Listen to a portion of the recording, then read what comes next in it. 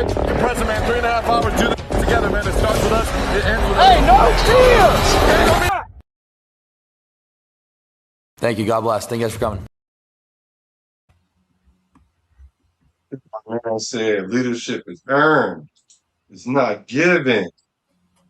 I mean, like, come on, like you can't earn it in like a half a camp with OTAs and ain't even hit yet. You can't earn the leadership role quite yet. Man. But we gonna see what they say about it today because Fernando El Capitan Fernando Mendoza spoke today. So I'm about to see what they talking about. I haven't watched the presser. I watched like the first couple minutes so I can get the thumbnail. And I did see Coach Rob Leonard say, what was it said? Player-led defense. That's critical. That's critical. So we'll get into that. What's up with my boy Raider Twuam, though? Right back again with your boy Black, the quarterback. What's up with you? Hey, it's always a good day in the neighborhood. You know what I'm saying? A beautiful day in the neighborhood. Blessings to everybody out there, man. It's another day. The Raiders is out there on the grass. You know what I'm saying? And we ready for them to kick some. You know what I'm saying? No. No. Hey, so it's a trip because I haven't really been paying attention. It's already day 3 at camp. I really haven't been paying attention, and kind of how I am is I'm not paying attention until they start hitting because, you know, it's easy to misconstrue a lot of things that you see before that point. And I'm just taking that from experience of just being in a camp. Like, I never really was like, okay, who's doing the better drill or who's on this 7-on-7 drill before. Because all that can change once you start hitting. All that can change when they start hitting. So I'm not really tapped in. I did see Masses. I didn't hear his name, but then I heard Hondo say something about Mendoza looking good, and of course we're gonna hear ALC looking great, and I'm like, man, I gotta get mentally prepared for this because I'm pretty sure y'all should know by now that Kirk Cousins is starting week 1. No, he said it only into camp. I know, but he breaking it to y'all slowly for those that still got a heavy case of the PTSD, the post-traumatic Super Bowl deficiency. See, because Kubiak ain't got that. He just won the Super Bowl. Go ahead, bro. Kubiak told me that Mendoza's supposed to push Kirk Cousins. Right. Exactly. What's up with my brethren, Frank Rever? What's good with you? Jack Gustav? What's up, Raider Nation? Jason Renner first down. What's good with it? Man, Sacktown Raider was in here early, man. Make sure y'all don't be a fair Raider, man. And hit that, you feel me, right under here, the like button, man. Let's run up the likes today because I'm trying to break through the algorithm. Ever since I've been monetized, you know, YouTube got to recalibrate your channel. So that's why I haven't been getting the impressions like I have. But I appreciate those that keep rocking with me because they do give it to the core audience. And the core audience shows up. And then that gives confidence to YouTube. So also I want to thank last night's show. The sponsor of the show was my guy, Raider First Down. So we appreciate it for sponsoring the show. So thank you. We're going to get into this presser, though, man, because I need to hear what needs to be said. And Coach Leonard spoke, and that's the most important person I want to hear. I got to hear what he's talking about. I got to see what him talking about. You got any thoughts before we get into it, bro? Man, first we want to get, we got to temper our emotions, right? Because, we can't really know what's really popping until the pads start popping. But there is some things, even in some of these press conferences, again, you guys know what I say, read in between the lines, right? There's some things that you definitely want to hear from these guys moving forward. And in the press conferences, they're going to give you little nuggets here and there on how they're feeling, what they're thinking. maybe how some other guys are looking, at camp, et cetera, et cetera. So it's always good to look at, what these players are thinking. And even further, I like to really listen to what these coordinators, have to say, because they're the ones that are really, and when I say coordinators, I'm really talking about like, Clint Kubiak. Even I know he's the head coach. We know that he's the offensive coordinator. And then, definitely Rob Leonard on the defensive side. What is he seeing? What he's feeling? They're really the ones that set the tone on what the expectations of the team. So I always like to listen to what the coordinators have to say, in regards to the team and players too. So because then sometimes you'll hear a little bias. Sometimes you'll hear who they're really favoring. Somebody that's catching their eye.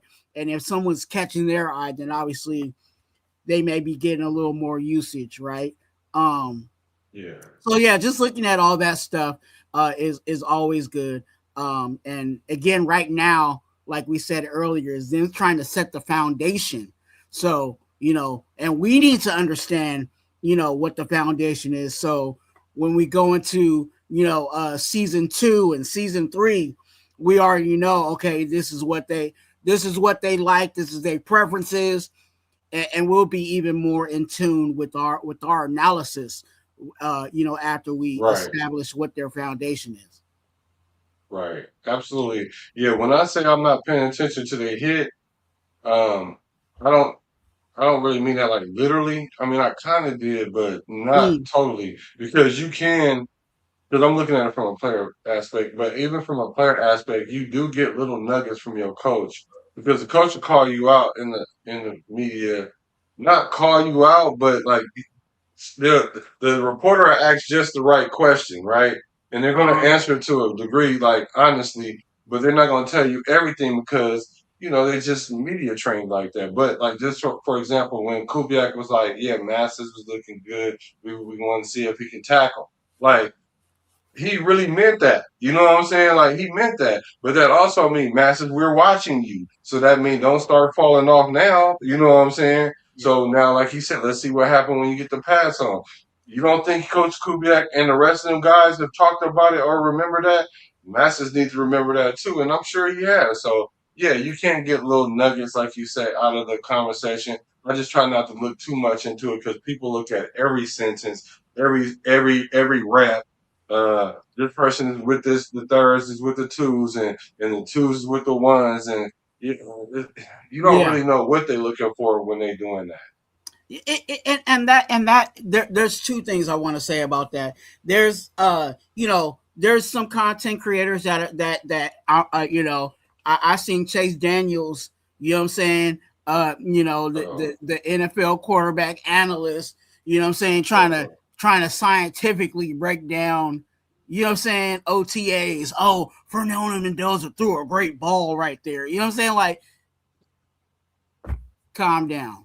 Like, like, and certain guys are out there trying to really get their little likes and content out there, so they can make their money, right? And it can get a little too far on that aspect. But to what you said, and like, you're going off of what I was saying in regards to the coordinators and coaches saying, like you said, Masses, them talking about, hey, Masses, I need to see if you can tackle or whatever, right? Let's keep it all the way. These players, they also watch these press conferences. So Sure. Masses definitely watched when his coach said, "Hey, I need to see this out of you," because again, he's trying to make the team. So any information that'll give him a one up to make the roster, yeah. If my head coach is over there running his mouth saying I need to learn how to tackle, you know what I'm saying? I need to listen. Yeah, then after practice, I need to be hitting the bag. You know what I'm saying? Getting some extra reps in, because again, that's what my coach wants to see, right? So these guys listen to these press conferences, and you know what I'm saying, they may not necessarily watch the content creators like us, you know what I'm saying, some of them do, but you know, saying the ones that try to avoid little old us, they definitely watching the main press conference to see, hey, who got called out, and if my name got called out, then definitely after practice is over, I'm gonna be making sure I get some extra reps in that so I can stay on this team. Yeah. So I know a lot of content creators are doing like this day by day breakdown of what happened in practice. I haven't got there yet. So I'm just about to sit here, chill, watch and see what this presser talking about. And then I'm gonna listen to a couple people or whatever and see. But once we start getting to about the fifth and sixth practice, then when stuff start heating up, then I'll probably start kind of being nosy and I'll listen to the gossip guys and see what they talking about when it comes to practice, because everybody gonna be then done good by the time we get to the sixth practice. So we'll see. But let's check out Coach Rob Leonard, the guy I'm backing him 100%. I'm backing him 100%. So let's see what he's talking about. What's up, guys? All right, guys, whenever you're ready. Robbie, I know you didn't get to see him in the spring much, but Jermon McCoy, you got to love that athleticism. Oh, of course. Like I said, you know, he sticks. I think it's pretty glaring in individual, his natural talent, and it's fun to see him progress. We're just working along. Yeah, he's an exciting prospect. How's working with the ones a little bit too? What have you seen from him? Yeah, I mean, it truly is competitive from the ones, the twos, the threes. We're really trying to make it a fair competition, but he's controlling everything he can. He has that good balance right now of being humble as a rookie, but being confident enough in what we're asking him to do to go out and execute. Not scared to make a play, but he's been doing a good job. How has Max Crosby been since coming back? This is his first time practicing, probably since December. Yeah. He's so steady. I'm like, Max is Max. You know what I mean? Like, he loves football. And I just think in terms of, you know, what Coach is talking about with team first approach and him embracing that and really connecting with everybody and talking about, you know, all the things behind the scenes, like talking to a player one-on-one, he's been very intentional about and being a leader. So, see, that's what I was talking about last night. I'm not even going to harbor this a lot, but that's what I was talking about. Like, he does all those things. So something like what he did yesterday, I'm thinking if that usurps all the stuff that he do behind the scenes and the things he said he do, then that's why I was like, we in trouble if that is the case.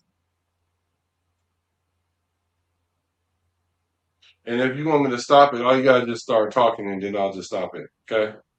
Okay. All right. You mentioned in OTAs and mandatory minicamp, if you're going to make a mistake, make it fast. Yeah. Have you seen those guys reciprocate that and understand that? I have for the most part. It's like, you know, you want them to coach, you want them to feel comfortable. This is the time for mistakes. And we talk about, you know, in the off season was a lot of what I would call lecture of like, these are our techniques and this is exactly what we're asking for. But, you know, now I'm trying to press, you know, player-led defense about, you know, I want them to have control, confidence to get in and out of whatever we're doing out there and make a decision. And we'll talk about, as you learn, the strengths and weaknesses of the decision you made, you know, why we're trying to do that. I think the why is a big thing that we're emphasizing right now. Obviously, you're still finding the identity of the defense, but when people look at it at the end of camp, what do you want them to see? I said it in the spring, I'll say it again. It's style of play. That's the red blinking meter. No scheme will save you in this league. If you're having MEs, if you're not playing hard, if you're not taking the ball away, those are like the red blinking meter that something's not right. That you're doing too much or guys can't do what you're asking. And so as long as the execution and the effort and the fundamentals are right, then you know you're headed in the right direction. But, you know, that's kind of home base for me. So a style of play. You know, I said style of play over all else. It's not really – I mean, that's the truth.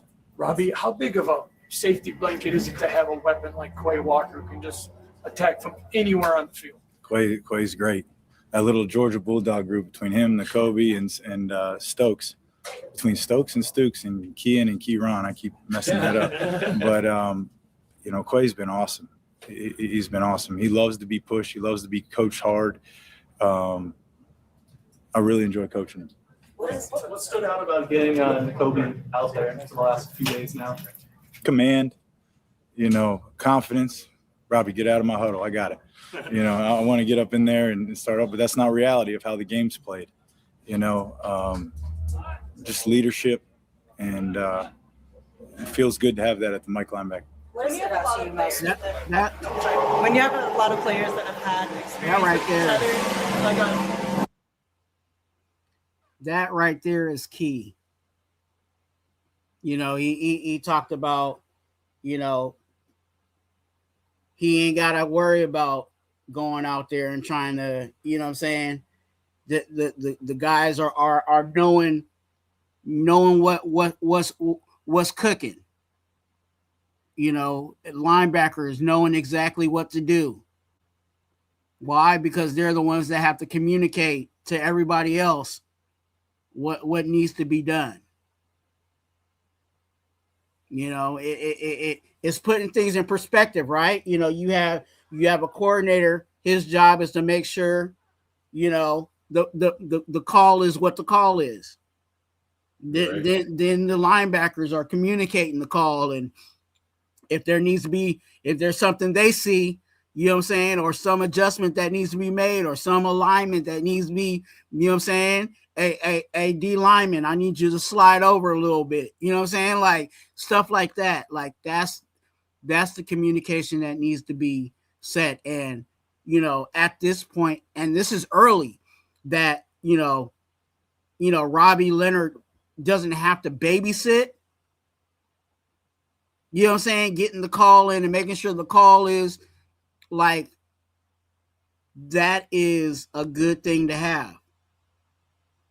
It cuts a whole lot of confusion out the way. I can keep going. Like it makes the order of command and operations a whole lot easier when you got someone out there that is competent, especially at the green dot. One thing I do like is the fact that he's taking command of his huddle and responsibility of his huddle, which essentially is the defense itself. And so, like the faster you do that, the quicker you can make the mistakes and make the adjustments instead of listening to the coach for a couple of weeks or like 6 practices, and then he kind of like take the training wheels off and then see how you kind of handle it. Nah, he just like let's take the training wheels off right now, and let's try to get into a flow state right now and communicate what we need, so that way by the time the season roll around, there's some level of familiarity, and that's why we brought in a lot of players that's played together, is to help that familiarity curve, like to at least catch up to it, because we could be behind it. I don't know how far. We'll see when they start playing, but generally when you start with an all new defense with a whole bunch of new players, it takes a half a season or so before they start really understanding what each other does or each other do. But even at this point, I think it's not, again, there's no pads, and we have to continue to say that there's no pads, but what they're looking for is, are we lining up right? You know what I'm saying? Are we doing, whatever if it's cover 2, is the safety in the right spot? Is the outside linebacker dropping, dropping to his zone? Is, like all of those things are important. And again, that communication has to be in set. Like, and then also, even more important, like you said, the alignment is the alignment of the D line, right? When they're doing, when they're doing their run fits, like, okay, I need the D line. I need my nose or my 2 tech or my 3 tech to slide over, because I need me as a middle linebacker, I'm coming through the B gap. Like, those are the things that have to be communicated. Those are the things, the movements that have to take place without the pads, because again, whatever you do without pads is the same thing you're going to do without pads, with pads. If you don't hit that A gap without pads, you're not going to hit the A gap with pads. Pads are not going to help you be a better defensive player. You know what I'm saying? It's not going to the pads are not going to help you get in the right position. So right now they're just trying to make sure that everybody is run fitting. Everybody's in their pass, in their passing zones and everything else. And it takes effective and clear communication for that to take place. So, obviously right now it seems like, Robbie Leonard is pleased with the communication that's going forward.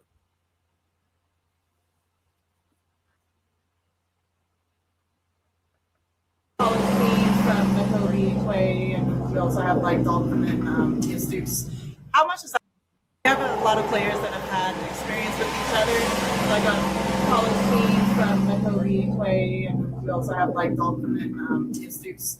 How much does that help as you try to build a culture that they've had some familiarity with each other? A lot. You're looking for genuine relationships are real in this profession. I always like to observe and how people are actually communicating, what they're saying when they're getting Gatorade on a water break. And when you know somebody like that, we don't have the luxury of time to develop relationships. And when they know each other, it does help, and to create that brotherhood you're looking for, that connection. Coach talked about, being the most connected. That's really important. I believe in that wholeheartedly. What has stood out to you about the secondary group? Their communication seems to be pretty high this early on in camp. It's getting better. It's getting better. It's not we want a noisy defense.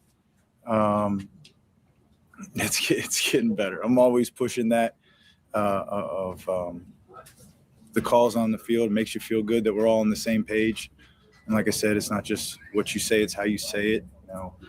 You're talking to somebody else. If somebody else is hesitating in the way you're communicating, they don't believe what you're saying.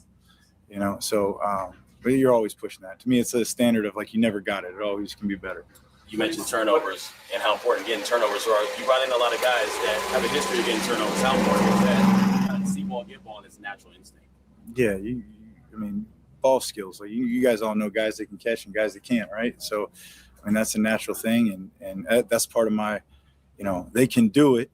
And then we track it, like how much ball production we have today. And again, I go back to the red blinking meter. If we didn't have any PBUs, batted balls, interceptions, what do we got to do to fix it? What are your thoughts on talking Hemingway?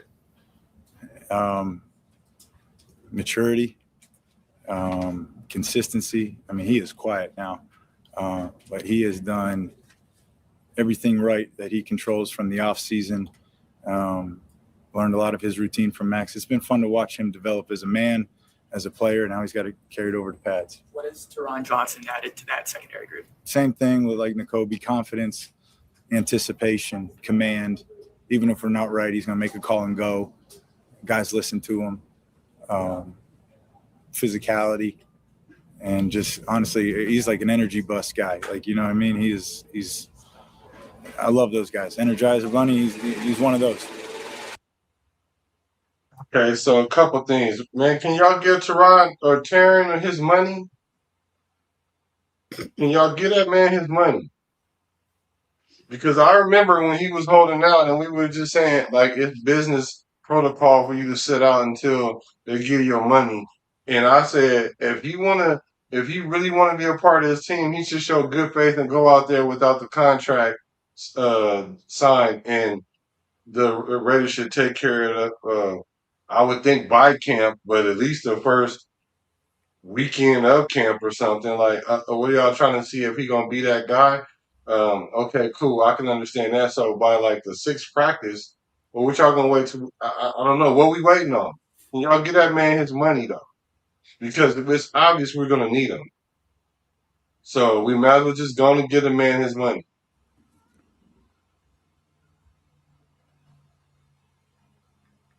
Anything what you think? Any thoughts? No, you on mute. I'm with Teron Johnson, man. Look, he's here. I know he does have a contract. He's looking to get his money, and there might be some movement there because again, I'm not trying to mess up Teron's money, but if that money's gonna cut us from getting Vita Vea, Hey, Teron, you might just have to sit on that contract, bro. Oh no. You know what I'm saying? But and I'm saying, I'm being honest, but I'm being, I'm also kind of joking about that a bit. But definitely Teron Johnson is doing what he needs to do. I knew that he was going to be a good guy for us in the slot. We haven't had a real good slot corner in a while. We've been trying to have a project, what I'm saying, a young project, try to fill that spot, what I'm saying, since I think maybe the last time we had a really good slot was Nate Hobbs, and Nate Hobbs was dealing with injuries, what I'm saying? So we'll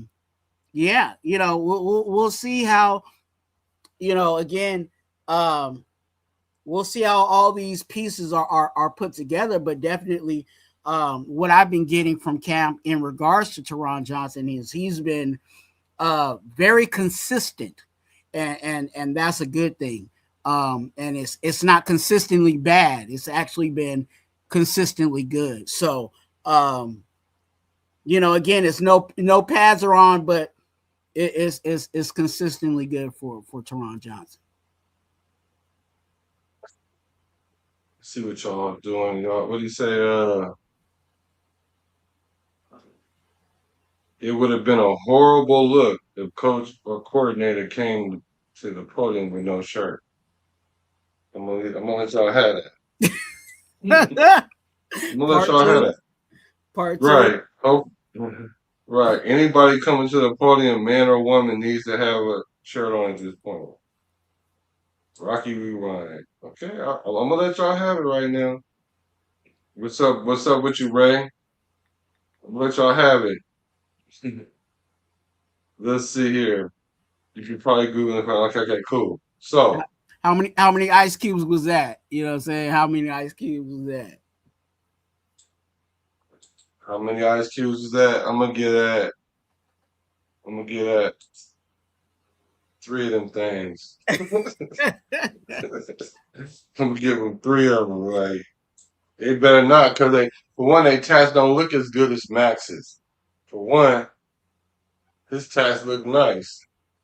And second of all, they not running on the field chasing nobody. But it's cool. I said I was going to let y'all have it. That's my one ice cube work right there. So let's see what coach. Oh, he was talking about Tonka. Well, he's saying pretty much Tonka is doing everything asked for him. He's controlling his controllables. And I think with Tonka, it's going to boil down to what we see on the field. Yeah. Mm-hmm.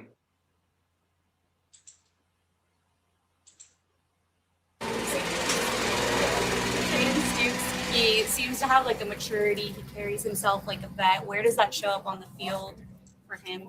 Yeah, all over. It's working with him. He mentally knows what to do, and it's getting him to trust and have that confidence to like any rookie in their development of trusting his technique, trusting what he's saying, his eyes, and he's right where he should be. I think he's doing a good job. Same building, but you're walking in under a new role. Does anything change for you mentally as you take on your first time as a defensive coordinator? Probably should, but mentally, no. I mean, I try to be myself. And like I said, I try to coach the defense with the same mentality I coach the D-line. Very proud of the brotherhood, the team-first approach in the D-line room, and trying to create that with the entire unit has been a lot of fun. Yeah. What does Quiddy Pay bring to the defensive line that it did not have last season? I really do. It did not have. I got to do a comparison. I mean, can I just talk about what he actually brings, instead of what we didn't have? No, he's physical. He's a very strong guy that can bend. Typically, if you're strong, you're stiff, right? And he can bend. I love Quiddy. I love Quiddy coming out of Michigan when he came out, and those physicality, size, versatility, consistent as a human being, with his routine, emotionally. He's the same guy every day, and he's a fun guy to coach. How much can positional versatility influence schematic versatility? Say that again. How much can positional versatility guys can actually do different things in different spots? How much can that influence like schematic versatility? Yeah, they're kind of tied together, right? So if you have versatility as a player, the more you can schematically adjust to that. Does that answer your question? What the hell are they doing having 2 interviews in the same room? You know what? I was tripping on that. I'm like, come on now, Raiders. Like, that was one thing that I was like, come on, we kind of high classed over here. Like, why we got someone in the back frying fish and cooking chicken? Like, what's going on? Like, that one mic. You know what I'm saying? I feel like I'm Nas. You know what I'm saying? All I need is one mic. You know what I'm saying? Right. And then right now it needs to be Robbie Leonard. I don't think there was any other, like, I really don't think there was any other press. Like, just in my mind, I'm like, what other interview was going on, like, behind the scenes? Like, but like, they got to do better than that. Like, and I give a pass. I give a pass to the lawnmowers or whatever else is the go-karts or whatever, but they need to put some mufflers on them things or something like that. They need, you know what I'm saying? They got flow masters on their gardening field equipment out there, because when that dude be coming by, you clearly hear him. Yeah, coach is having a hard time hearing the question. Like, dang. Yeah, I mean, I'm sorry. Yeah. Talk about the communication, how it's growing within that secondary. Obviously, it's a young group, but you look at Hezekiah and Dramad and even Darian. What are the benefits, would you say, to having such a young secondary, athletically speaking, or just in terms of mentality? What are the benefits of them just being athletic? Yeah, just benefits of them being like young and in the position that they're in. Yeah, it's. I was listening to Kirk talk about the quarterback competition. It's like they're competing, but you're not lined up out there against the other guy. So in the room, it's like you're competing against yourself, the other guy. If he made a play, you want to make a play. They all are such different players in how they play corner. It's nice to see the brotherhood in there, and then watch them out here competing, trying to help each other. How do you see this? How do you do that? It's really how it's going. All right, we'll do one more, guys. Yeah. What's your focus? What are you looking for before the pads come on? Clean execution, how we break the huddle, how we communicate, everything before the snap. And then once the snap, before the pads, pads just expose if your technique's on point. If you have bad technique, you're going to be on the ground getting your butt kicked. So it's going to expose your training. So sticking with the fundamentals. All right. Thanks, guys. Yeah, thank you, guys. Happy that's over? Huh? Yeah, I saw that. My son's sitting right next to you. Oh, really? I said, I bet you he glad that interview was over.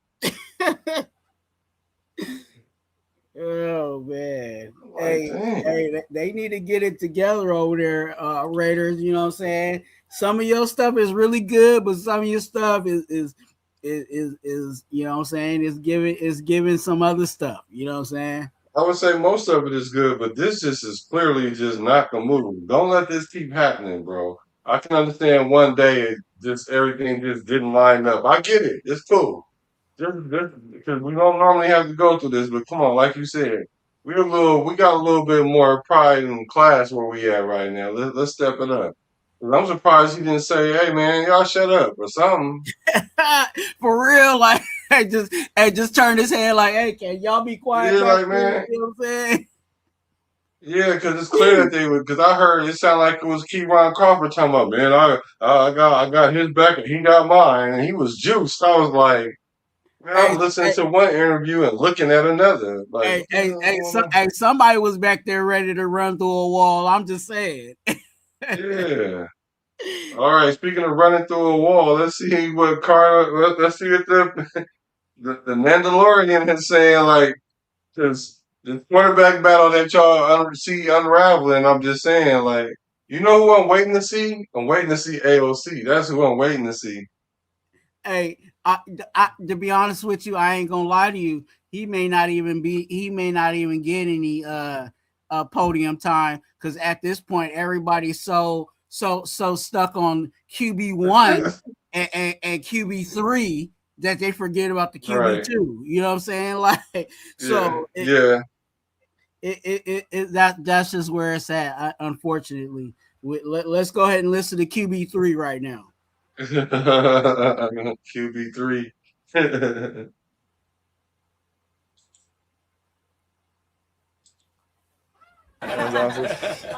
Eyes in the sky, man. Eyes in the sky. You know, it didn't feel 3 hours. It was a great movie. Fernando, yesterday your first training camp practice, but even today, just seemed improved even from the day one. Did it feel that way? Just more comfortable, maybe third? Yeah, I was telling some of the other quarterbacks this. You know, when it was rookie mini camp and OTAs, you know, it happens very quick. However, now in training camp, I truly feel like a member of the team rather than a new rookie on the scene. Especially, I feel like a lot of the rookies feel that way too. Having the summer to digest the playbook, get extra meeting time, and every day it's more and more reps that I get. I feel like the entire team improves. The entire team improves every single rep we get. So the more experience we put out there on the field, the more beneficial for everybody. What specifically did you take from those practices that helped you this week? Coach Sullivan had me do a great exercise where he had me watch every single play of my OTAs, detail it on what are the problems of that play, and kind of rate my, timing, accuracy, footwork, progression. And through that, I was able to see some common themes and common mishaps I would have on certain concepts. So I was able to reflect on them throughout the summer, walk through them. And then now when I'm here in training camp, I'm able to, when I feel those urges come up, I'm able to kill them and make the right play, whether that's take a calculated shot down the field, whether that's taking a check down, or whether that's throwing the ball away. Yesterday, Andrew Janocko said that your biggest place of improvement was your command of the offense. Where do you see that you have improved the most? I believe with comfortability and with also not just knowing the scheme, but also knowing the guys better and creating a better relationship with them, the command it levels up. And the command comes from the offensive line telling me, hey, you need to be louder in the huddle. We need to hear a better cadence. And I'm learning a lot from those guys, whether it's the offensive line, running backs, tight ends, or receivers. Those veteran guys who are year two and beyond, them giving me feedback, and and then we're all coming together, and then they're helping my command, but I'm really taking part of their command. Oh. Uh-oh. Uh-oh. First, I'm going to need you to calm down and slow down, Beaver. You're a little too excited. No, but it's good, though, because you're a rookie, and I like that bright-eyed, bushy-tail approach. Now, let me preface what I'm about to say with, this is what I was saying. What I'm going to preface is, this is not to take away from Fernando, because he's exactly where I expect him to be. Remember, I was saying that the difference between him and Kirk Cousins is if they both was having a conversation with Tyler Lindenbaum would listen to Kirk Cousins more than he would listen to Fernando, because Fernando has less information at this point. So he has to rely on what Tyler said, Linderbaum see, because he's the one with the experience. And Mendoza, and so now Mendoza just said that. So he's right where I expect him to be. This is why I know he won't start, because he has to get to a point where he don't have to always be telling Tyler what it is, what's going on, but at least sometime. He's not even in that space. Y'all don't even understand how hard it is just to remember the plays in the playbook. So he got a long way to go. Like, y'all, I hope we in the back seat. Like, if you was in the back, right, and you was driving to Vegas, it's like 6 to 8 hours, depending on who driving. Just get in the back seat, roll up, and just enjoy the ride until you get to at least Bakersfield. We ain't even out the bay yet. So him starting is not going to happen, y'all. It just ain't. Just because what he just said right there, let me know that he is just I'm chilling. I'm the guy that's gonna sit in the back and roll up for y'all and just chill or I'm sorry, that might be a little too graphic. Or you're sitting shotgun. You're the one that's gonna play the music and get the drinks out the bag and you know what I'm saying, stuff like that. So that's where Mendoza is, but he QB3, so he in the back seat like Twuam said.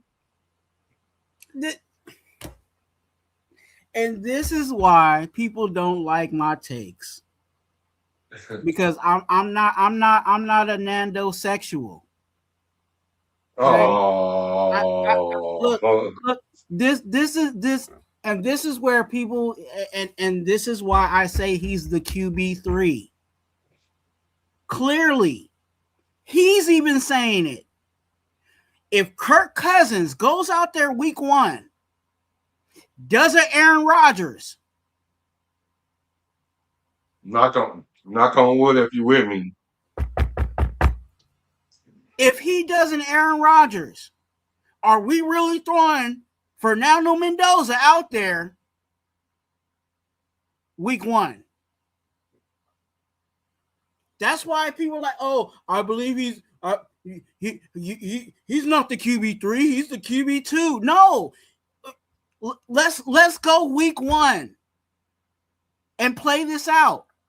If Kirk Cousins gets hurt, who's going to be able to keep things going, possibly know how to get out of a few things, and can read an NFL defense? Not Fernando Mendoza, because he hasn't seen an NFL defense. And you cannot say him playing in preseason is an NFL defense, because some of those guys you're going to see later on picking you up in a Lyft in the Uber. So just calm down. Let Fernando Mendoza learn everything that he needs to learn, while these quarterbacks allow him time to figure it out. Because he's not going to have it when we really need him, when we need it early. He's not going to have it. RPO is different from the West Coast offense. So there's a lot of factors in. We were just talking about him he was getting snaps in the hotel room. If you want to call that a pause or whatever. So let's just pause. I know we're excited about it. He's the QB3 at this point. Because again, when you look at factually, if Kirk Cousins goes down, are we throwing Fernando Mendoza out there that's barely getting the playbook and figuring out the playbook and what to do in the playbook? Listen to him. He's telling you where he needs the help at. And are we going to throw that out there week 1? But the thing about it, they want him to be like how he is. Just like Webb is saying, he got more questions than answers right now. And I like that. I love that. Because they're giving him an environment to be like that instead of being like, bro, you need to learn this and play at this level at least because we only got like 6 weeks or whatever the number is. You know, that's a different pressure than, look, we got 2 quarterbacks that's capable. You just chill and just learn it and just be the person that we're drafting. You're the one that got me really to understand that he's a QB3 because although he's not the third best quarterback in this room, he is QB3 though. And sorry to cut you off there. I'm not saying that Fernando Mendoza ain't a better talented quarterback than AOC. I'm not saying that at all. I'm just saying in regards to where trying to keep the team together and hold the offense together and not just throw this rookie out there that's really wet behind his ears. Like, that's why we got these guys in place. That's why we got them here. That's why Kirk Cousins was a number one priority. You know what I'm saying? Coming in here as a free agent, and you know, Clint Kubiak constantly brings up Aiden O'Connell in his press conferences, because he knows that, hey, those are the guys that are going to hold it together until Fernando gets it together. That was a bar. That was a bar. This is for 12. What's good with you, brother? And you said, I never played quarterback, but I know for a fact it's no joke, especially at the NFL level. Yeah, for real. I was thinking about it earlier today. I was like, I should just pick 5 plays. I'm talking about 5 play calls and see if y'all can remember them. Like the next time we do a live, like tomorrow or something. I wish I could test them people and then tell me what they do and with the line calling, all that. I bet you a lot of people can't do it. I won't even say most. I'm gonna say a lot, but I think most people won't be able to do it. These guys got to literally learn this stuff, and it's a lot of it. And for him to take his time, that's a luxury, and that's a luxury that we're afforded. That's why they went out and got Kirk Cousins.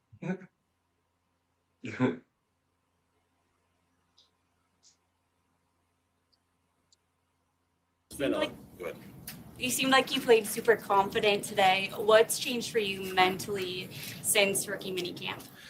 Yeah, I believe that when you have a better understanding of the schematics and the scheme of why you're calling the play, what the play is, you're able. Oh wait, that's why the Beaver's so excited. He played good today. That's what it. Okay, I see. To be more comfortable and calm, especially in OTAs. I'm doing all the rookies are doing their best to learn the playbook. But when we have this big summer break to actually dive in the playbook and understand the ins and outs of it, it gives you more chance to actually read the defense. And when you're able to read the defense and know, the plays like the back of your hand, you're able to be more calm, comfortable. You know where your hot routes are. I still need to improve on my protection and intelligence. And I had to stop it because he just told us. He's telling us these are. Like Twuam said, he's telling us I gotta stop it so y'all. He even said it jokingly, like not jokingly, but like because he's being real about the situation. So hold on, let me rewind that. But I told y'all he was gonna have problems with the protection.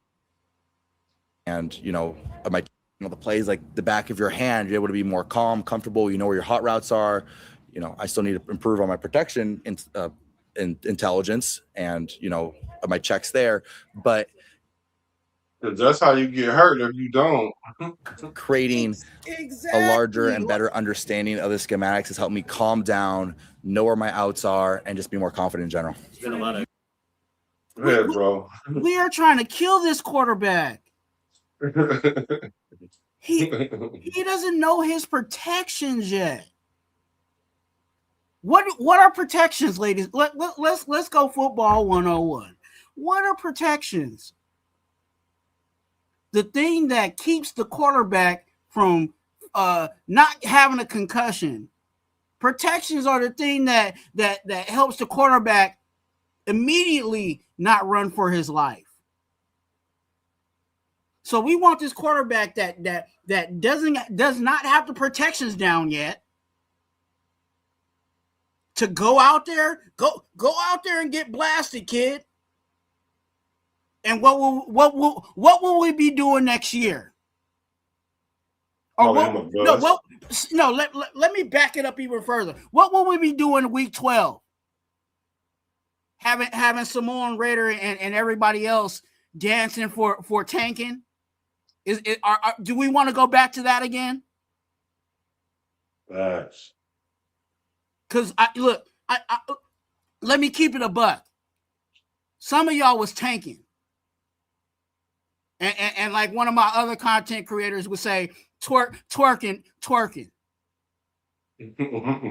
So stop and I'll say his name. Shout out to Matthew Shepard calling people out saying they was twerking. because that's what a lot of some of y'all was doing. So now we got this guy. Let's keep this guy protected. That's why we got 2 quarterbacks protected. Learning his protections, protected. Again, this is for the long haul. For the long haul. People, get it. Get it.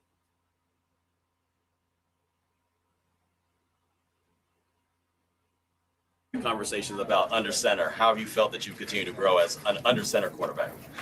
I feel like I've grown a lot. I've done a lot of snaps and a lot of extra snaps with the centers and spent a lot of time with them on and off the field, whether it's Trey, Jordan, Will, and of course, Tyler. You know, all those guys have been fantastic teammates, and they've been fantastic with me, not having a lot of under center experience, being willing to get 5, 10 extra snaps. And so that has helped me a lot and being more comfortable rather than having to worry about, getting the snap, especially when it was early on, like, oh man, 50% of this play, like I need to get the snap or else the play doesn't go, to then, okay, I'm more comfortable. I believe in my preparation and believe in the preparation the other centers have done as well. I feel comfortable. Let me look at the defense. Let me digest my process and system. During that break, how did you guys? I need to put on my television shows. He literally is saying exactly what I said what he's going to have to learn, that people are minimizing. Like the whole process. Like, you got to get the ball first before you even anything go anywhere. And people think it's just as simple as sticking your hand up somebody's butt and the ball go there. And that's like before even the play, like he said, the play can't work if he don't get the ball. 5, 10 snaps. That boy getting in 5 and 10 snaps just randomly, like, and the learning curve is gonna get shorter and shorter because he's putting in the work. But this just goes to show you how important it is.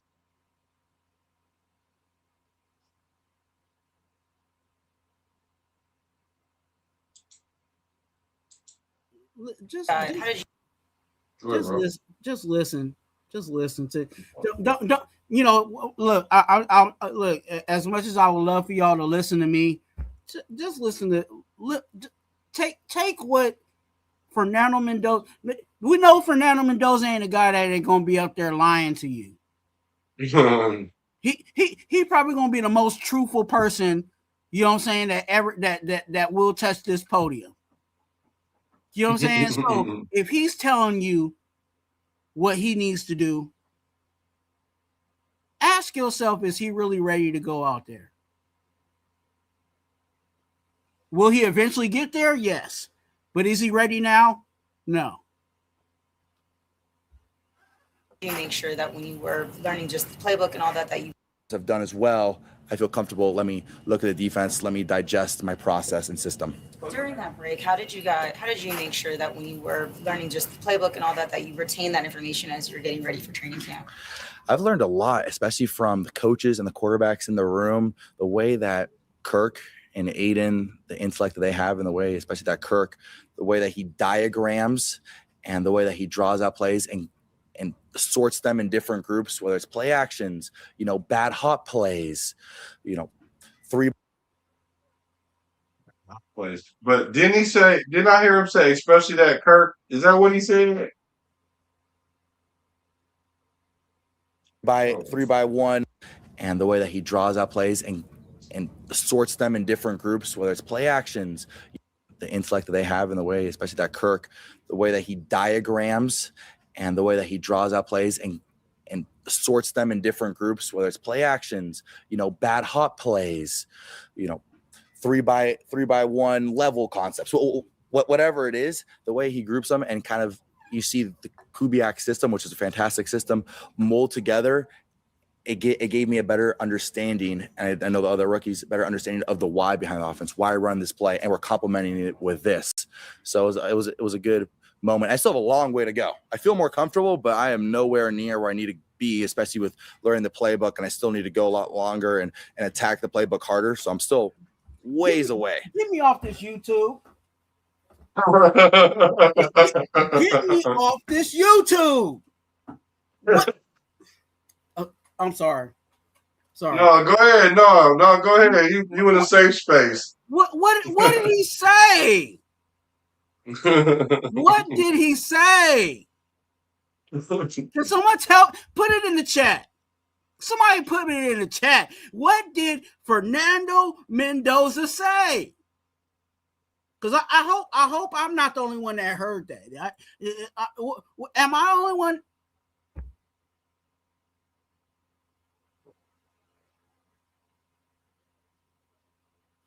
Can someone help me out and tell me what Mendoza said?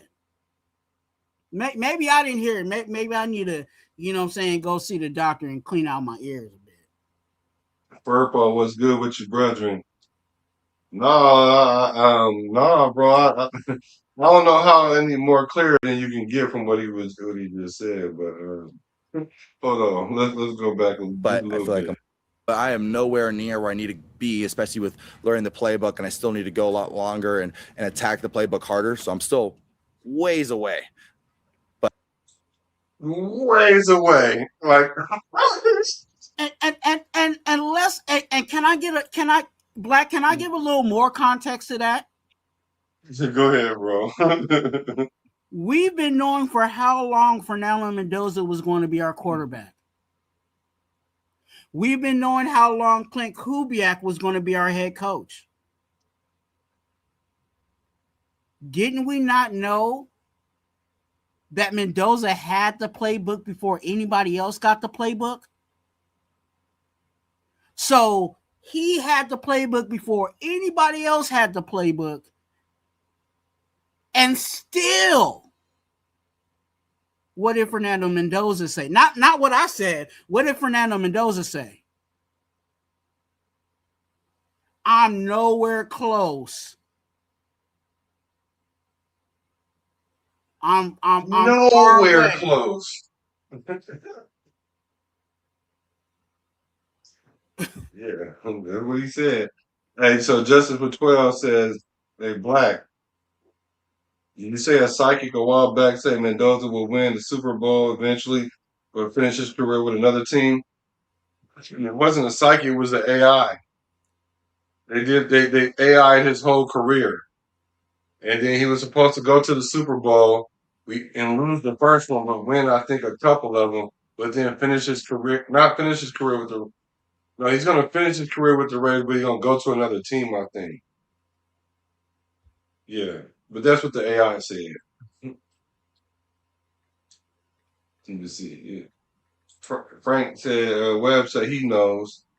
He actually telling the truth. We're not used to that. That's what it is. We're not used to the truth. We can't handle the truth. No, it ain't handling the truth. It's denying the truth. He's telling you flat out where he's at. And we want this guy to start week 1. I feel like I'm more comfortable from day 2, especially from day 1. Today's the most I've seen you correct guys. Not a jerk, just putting him in the right spots. Is that just familiarity with the playbook that now that you know it, you can help some other guys more? See, he just told you he don't know the playbook, but you talking about now that he know it. See, this is why I don't like to listen to these guys. Because he literally took what he said and went in one ear and out the other. Even if he didn't literally mean it like that, that's what he just asked them. Like, he literally said he don't know the playbook like that. He far from it. Then you're going to say, well, this is the most comfortable I've seen because you were telling people what to do and where to go. Not to being a jerk or nothing like that. But now that you know the playbook, like, no, bro, he just told you he don't know it. Am I tripping, Twuam, or what? Am I tripping? That again, here it goes. Here's the balance and the issue. You have and I'm gonna say the word again. Here go these Nando sexuals that have elevated this guy, and all these writers they have to appease that sector of the fan base. So they have to ask these questions. They have to deny even the stuff that's coming out of the horse's mouth. Right. To You're right, bro. What they need to, you know what I'm saying, get on their computers and write out. Yeah, you're right. So you're right. That's where, again, some of these writers and content creators, they're even denying, and maybe they weren't aware of where Fernando Mendoza was, but he has admitted it today that this is where he's at. And if they don't address that, or if they don't, then they want to keep people in delusion. They want to keep the uproar and the discourse, right? I think another reason why Clint Kubiak in his presser, and I believe it was his first presser for the training camp, he made it clear that Kirk Cousins was the number one. Why? Because he didn't want confusion at camp. What are all these other teams in the league doing? Oh, I'm sorry. Some people don't follow the league, right? But let me educate you on some of the things that are happening in the league. Other teams in the league do have quarterback battles. Let's go talk about the drama that's going on in Cleveland, where it could be Team Shador or it could be Team Deshaun Watson. By the way, Jerry Jeudy has just put out recently that he is Team Deshaun Watson. What is that doing for the locker room? Confusion. So, clarity, Clint Kubiak. Kirk Cousins goes up there. Confident as all get up because he knows that he's the starter. And then Fernando Mendoza comes in and tells you, nowhere near close. I'm not close. I'm nowhere even close to being ready. And you still want to deny it? Hey, Sacktown Mike said Nando sexual. That's a good one, Twine. Couldn't have said it better. He right though. That was hella funny when I heard that. Hey, if you hear somebody else saying it, tell them, hey, they need to put respect on Raider Twine in the congregation's name. You feel me? And you need to put something in the bucket too. Hey, it's 420 in the 707. Smoke them if you got them. Hey, let me know where y'all from in the chat. Put them area codes in the chat. I haven't asked y'all in a while. Let me see. He said, thanks. He said, I'm ready if you are. For sure, I am. Let's see. He said, Black.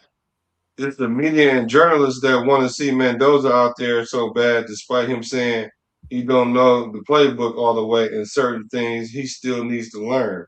Yeah, it is them. And then it's these, like you said, it's these content creators that perpetuating it. It rolls just like that game of telephone. You tell the person next to you, and then the facts just get distorted. The more levels it go. That's crazy. That's hella funny. But let's see what this boy keep telling us the truth. Yeah, and I think it also stems with the relationship everybody has with each other, especially as you see OTAs and day one, and even sometimes today in day two. I mean, it's a very small sample size, being one day, but there are a lot of times that, like I said, the offensive line would correct me, the running backs, tight ends, receivers, they would help put me in place. And so it's our relationship that we have, that dynamic relationship where we are able to hold each other accountable, but not in a way of being demeaning or in a negative light, in a positive, hey, we want to move the down. We want to move the ball and move the chains. Hey, this is what I heard. Hey, maybe it's some confusion. Let's clear it up on both ends. know it's one thing to kind of like, be around Max Crosby, you see him on film and talk to him in the hallway, but how much different is it to now see him at practice on the sideline or go up against him? To be able to go up against him, I haven't actually had a rep against him, thankfully, but he's a fantastic competitor, and the intellect that he's been able to give me and the advice, because everyone's seen how much he's grown from his rookie year to now being the all-pro superstar that he is. The little bits of wisdom, and I understand that defensive end and quarterback are two different positions, but the mentality of attacking and being a leader of the team and growing within your career are the same. And so I really look up to him, and any bits of advice that he's given me, I've taken to heart, and I really do appreciate his leadership, not only on the defense, but on the offense and the special teams, has benefited me a lot. Bro, this boy, man, this boy gonna be something else when he finished growing up, man. The way he answers these questions and the way he take you with the answers and they still vanilla is amazing. Yeah. You and Kirk have talked about competing with each other and not against each other. Can you just talk about the mindset that it takes to, go into a battle and go up against the opponent without like an ill will for who you're competing against? Well, before you answer that, why ain't nobody say nothing about his Raider shirt? It ain't no Raider emblem on that shirt. Y'all ain't saying nothing about that. Well, Huh? but you know what? It's not a Raider one, but it's an NFL one. No. Look It ain't the same. Look right I above. see it's an NFL one, but it's not the same. Okay. It ain't the same. Hey, does Max Crosby got the NFL logo Logo on him. on his body? You know what I'm saying? Nobody he had tagged the Raider NFL logo emblem on him. though. Nobody had that Raider emblem on him though. He actually had a Raider emblem on him though. So now that's more representative than an NFL shirt with no logo. Hey, put So a y'all ain't shirt saying on, nothing about that. Put a shirt on, dog. Put a shirt on, dog. So what is a Nike shirt? It could be a Puma shirt. It ain't got no Raider emblem on it. I don't want to hear that. I knew y'all was gonna move the goalpost. That's why I kicked it first. Who writes his check? You know what I'm saying? The tattoo No, artist I don't want to hear that. or the NFL. You know what I'm saying? Who I writes ain't trying to hear it. Yeah, I believe that the entire quarterback room is competing with each other. I keep trying to tell y'all, they try to make them one, the collective room. Nobody stands out, but they all know their role and We're position. all trying to bring each other's standard up, whether it's Aiden, Jacob, Kirk, or me. We're all trying to bring each other's standards up.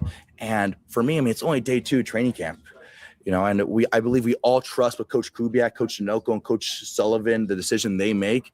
And I'm focused on just the next rep. How can I get better? There's some mistakes I made out there today that I want to improve for the next time. And I'm going to do that by asking the coaches, by asking Kirk, by asking Aiden, by asking Jacob, and by being able to ask those veteran leaders in the room. I think it's a beautiful thing that we're all pushing each other's standard up. You mentioned Kubiak and his offense, and it's awesome. What is it that stands out to you about that offense? I think the balance of the offense, and as a quarterback, this is pretty basic, but the pass is sexy. But I believe that the outside zone scheme and schematics of the run that comes from, the Shanahan tree is a great system, and it really complements off each other. It lets the offensive line and their talents shine. It lets the running backs and their talents shine. And at the end of the day, the game is built on the run. You mentioned learning from Kirk a lot, especially with this franchise trying to build a sustainable future. How important is it for you and your own growth that you aren't the guy that needs to turn things around right away week 1, that you can learn at your own pace and then eventually take over the reins when you win that battle? Yeah, my opinion on that is I don't ever think there's one guy. It's a collective effort, and it's a whole team. Being able to being implemented and in this culture has been an amazing experience. Everyone on the team, we have so many great leaders across the offense, defense that have heightened the sense of urgency, and that starts with Coach Kubiak. So I'm taking a following role right now with those veteran leaders, and I'm just trying to do my part, focus on the next rep, and do everything I possibly can to prepare myself to be the best asset I can for my team. And whatever decision is made at the end, that's fantastic, and I'm all for it. I just want the team to win. So that's where I'm at. But I believe that we have so many great players on that team, and there's a heightened sense of urgency. Hey, Fernando, can you So he pretty much like, just stop asking me. I do. Oh, I will say I will say this in regards to Mendoza, that he is taking the process in the way that he should. You know what I'm saying? He's learning from the coaches, but he, like he said, he's also asking Kirk Cousins and observing what, you know, like even back to what he was talking about, how Kirk Cousins compartmentalizes, you know what I'm saying, the playbook to, you know what I'm saying, certain, you know, categories and stuff like that will help, you know, help Mendoza get, you know what I'm saying, get to where he's comfortable with it. So it seems like he's taking the right processes, but again, it's still a process. sure it is. shed some light on what the difference is from being in a college environment to an NFL environment? And maybe you touched on it when you talked about all the veterans, but in your words, what's the comparison? Well, there's the on-field and there's the off-field. The on-field, the standard, the margins are smaller and the standards are higher, although Coach Ignetti held a very, very high standard, especially in the quarterback room at Indiana.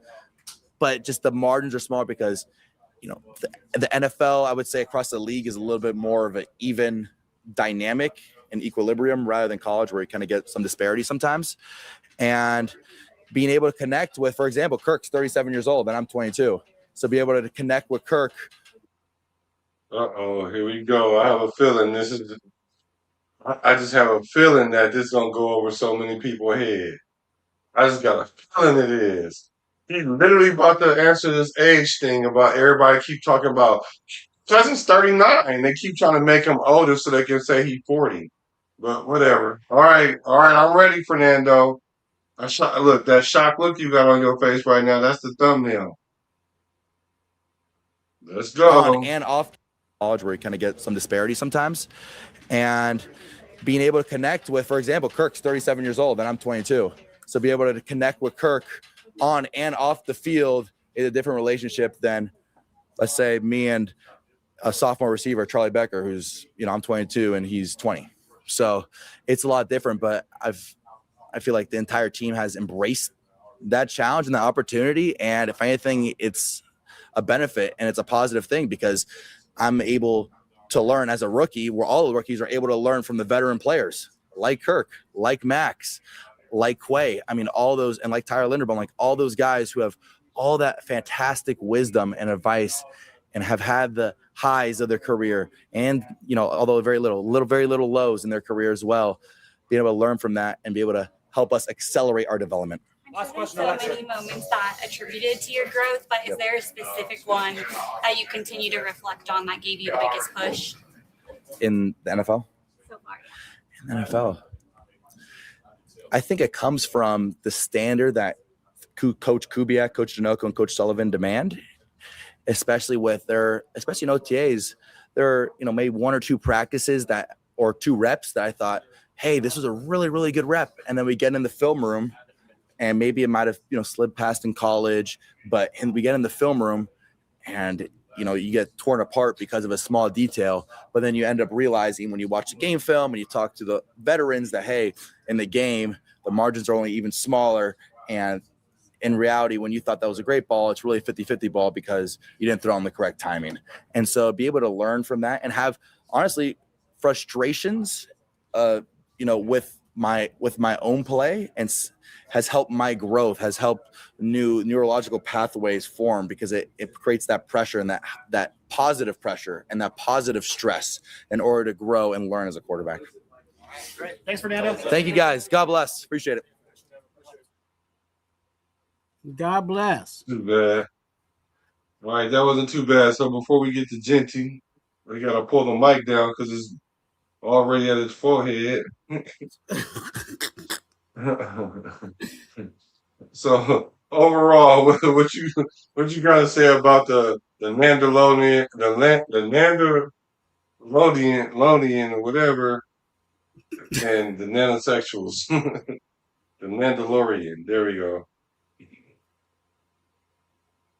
So, because I heard what I needed to hear, like I hope everybody heard what he had to say, not what we had to say, what he had to say.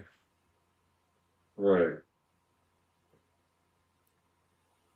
Okay, let's get to it. Let's see what no sugar talking about. Bring this down, man. Oh, Fernando, man, too tall. How you feeling?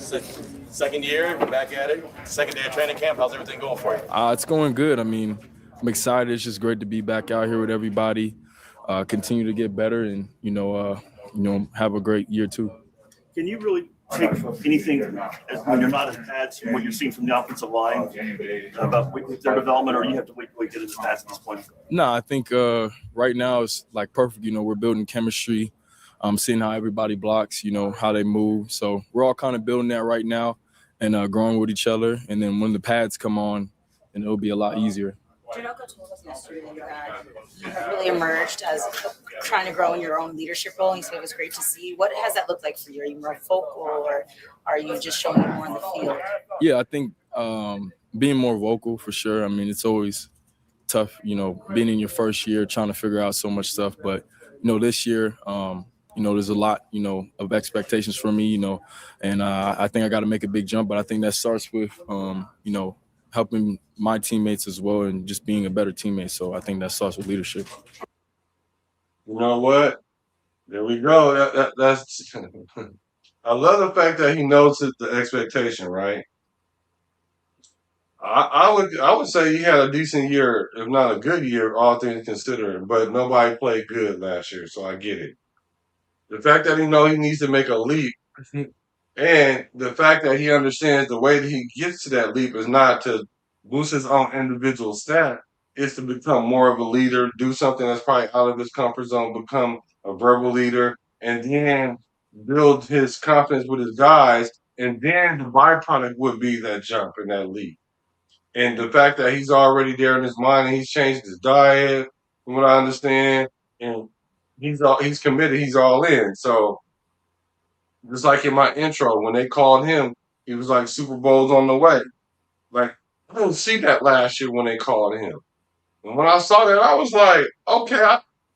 So I really think Jeanty as a number 6 pick was a good pick. I know a lot of people are nitpicking him, saying he don't have the it factor, he not this and he not that. But there's a lot of things that he do have that I think that what makes a champion. So it makes a winner. So I like him as a 6th pick. What do you think about what he have to say right now? I think we're in a position where we need no matter where we're at, we need pillars.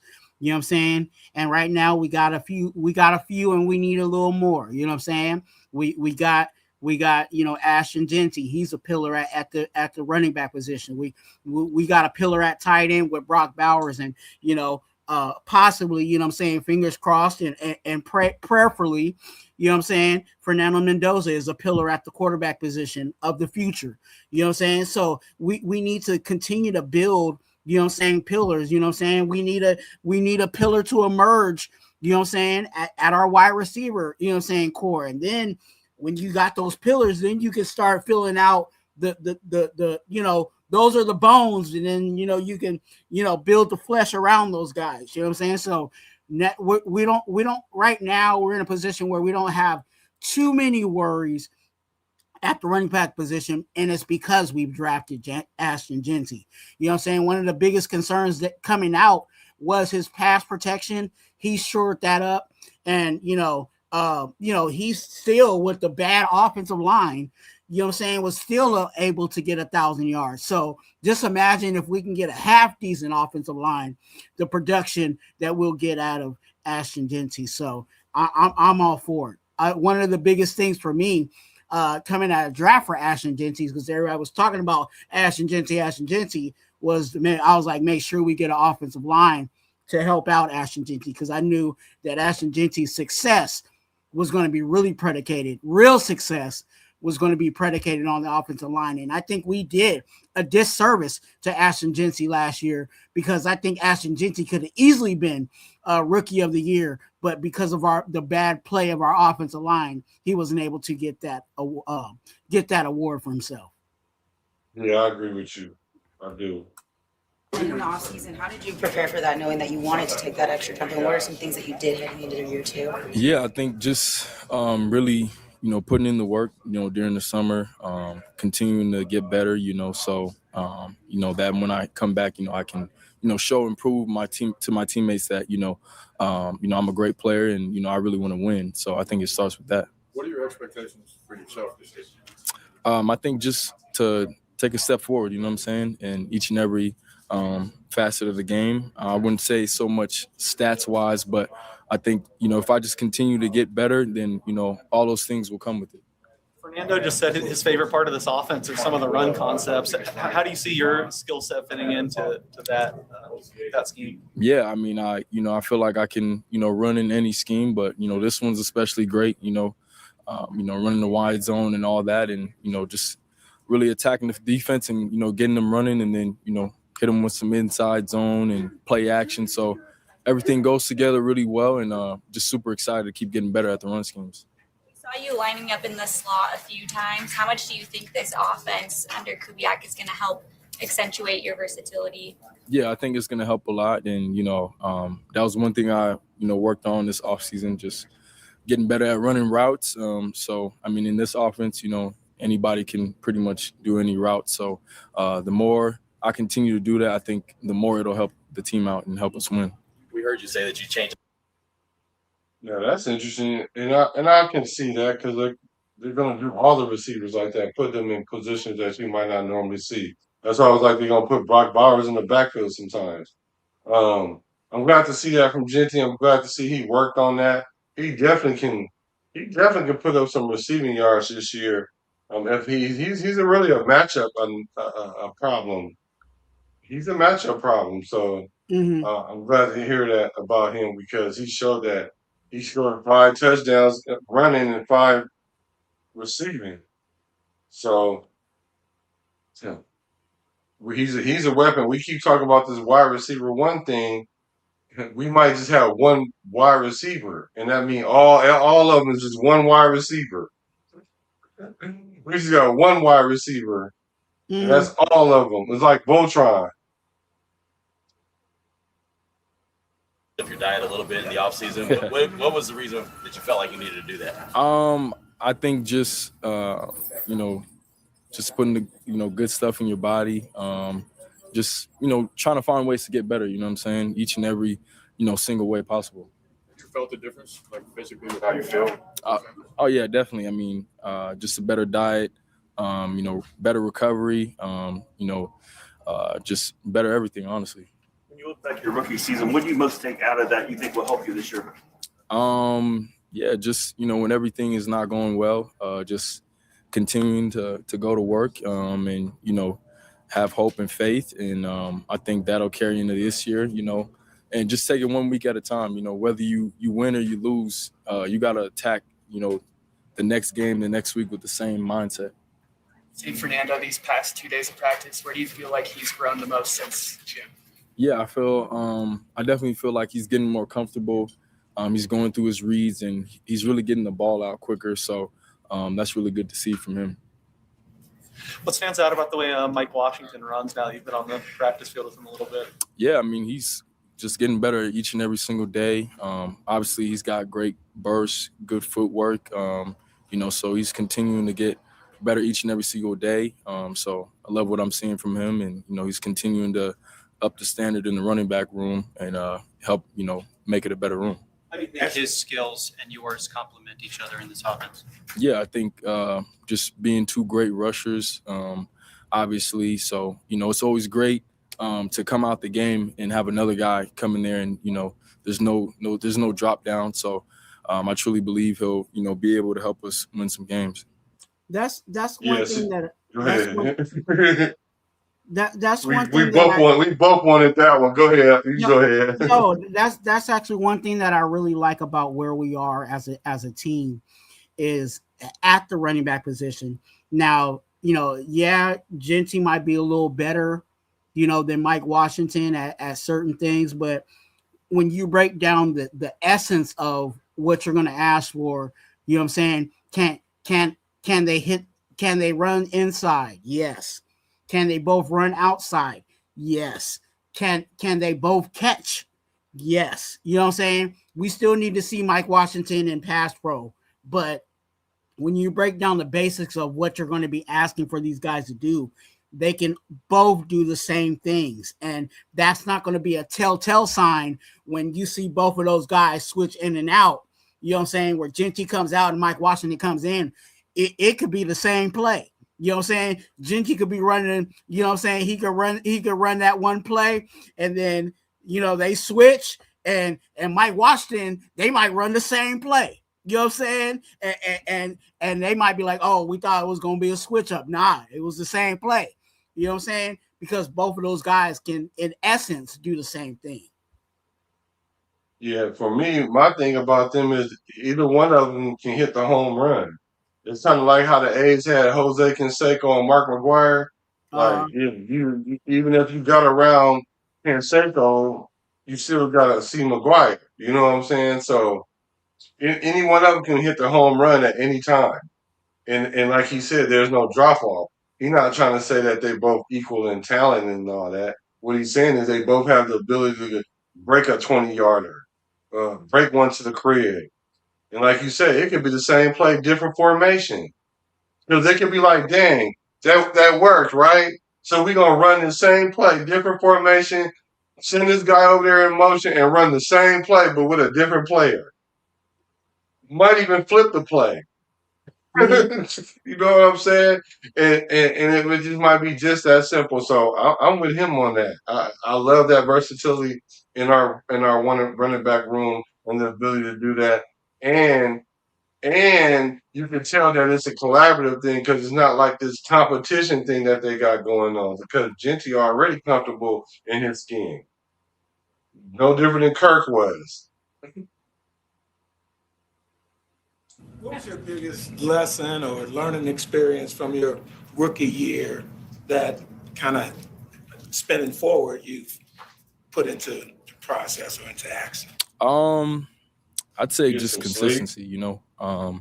And sometimes you don't always get the results you want on the field, but you have Welcome to to the continue to Raiders. be consistent regardless of the results that you get, you know, week after week.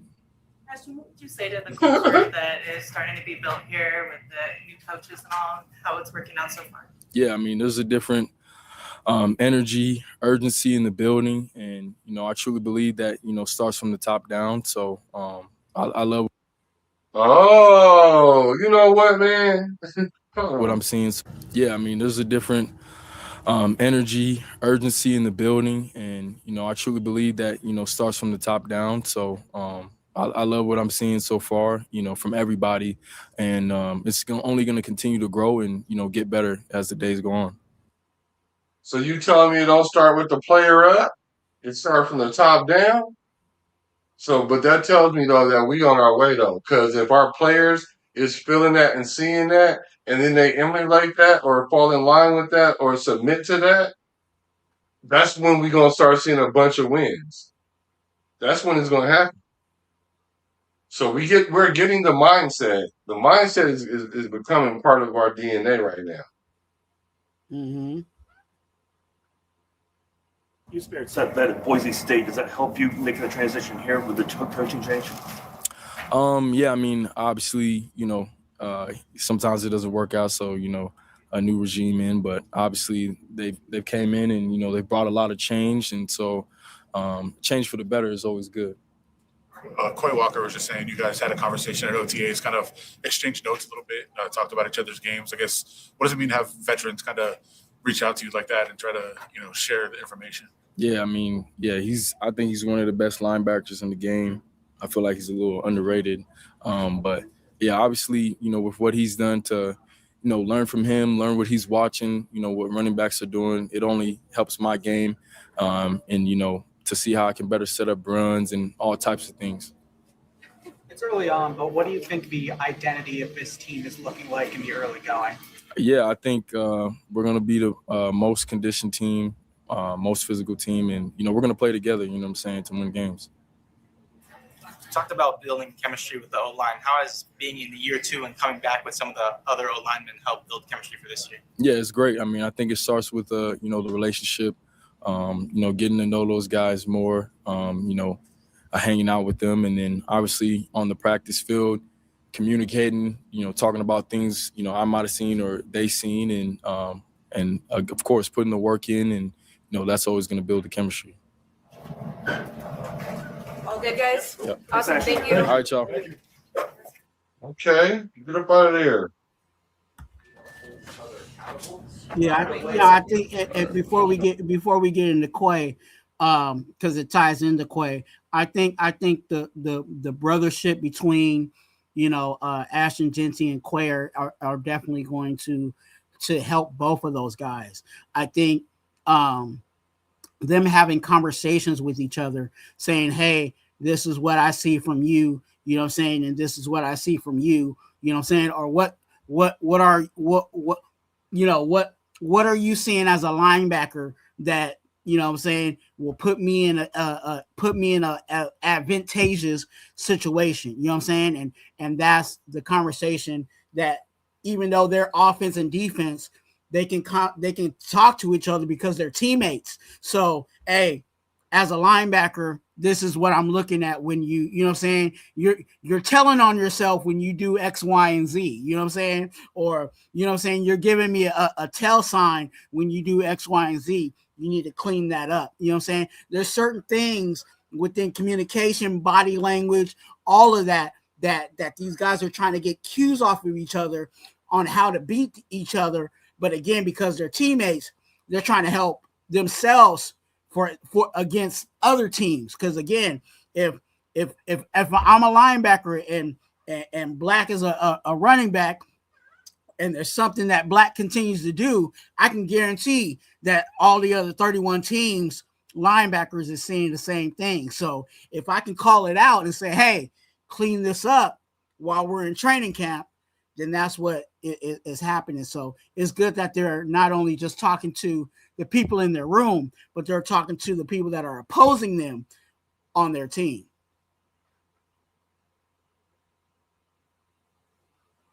Yeah, Quay. So linebacker and running back is kind of like one and the same.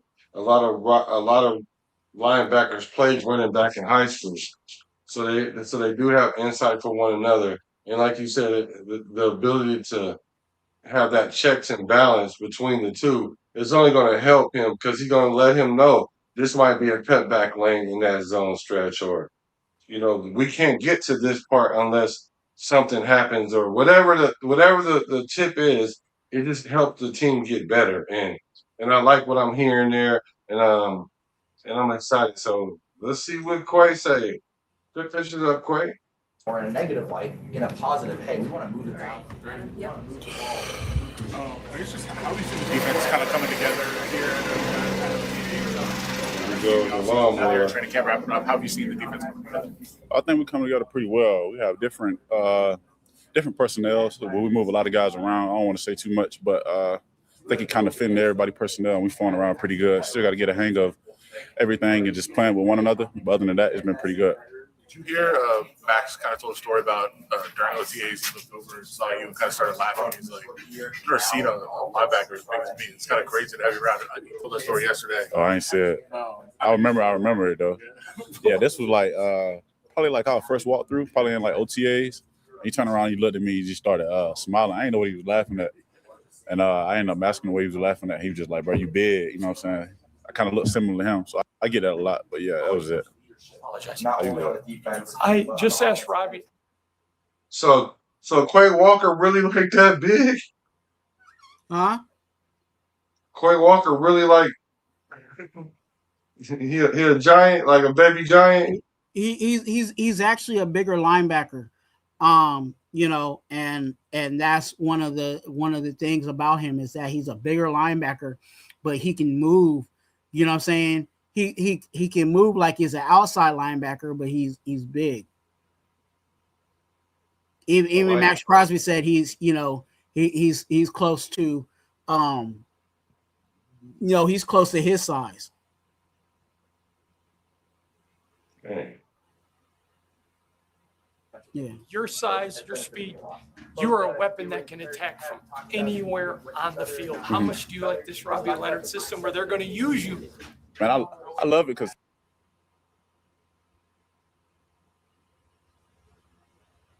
Come on now. You've been doing good this whole time. Don't get to starting tripping now.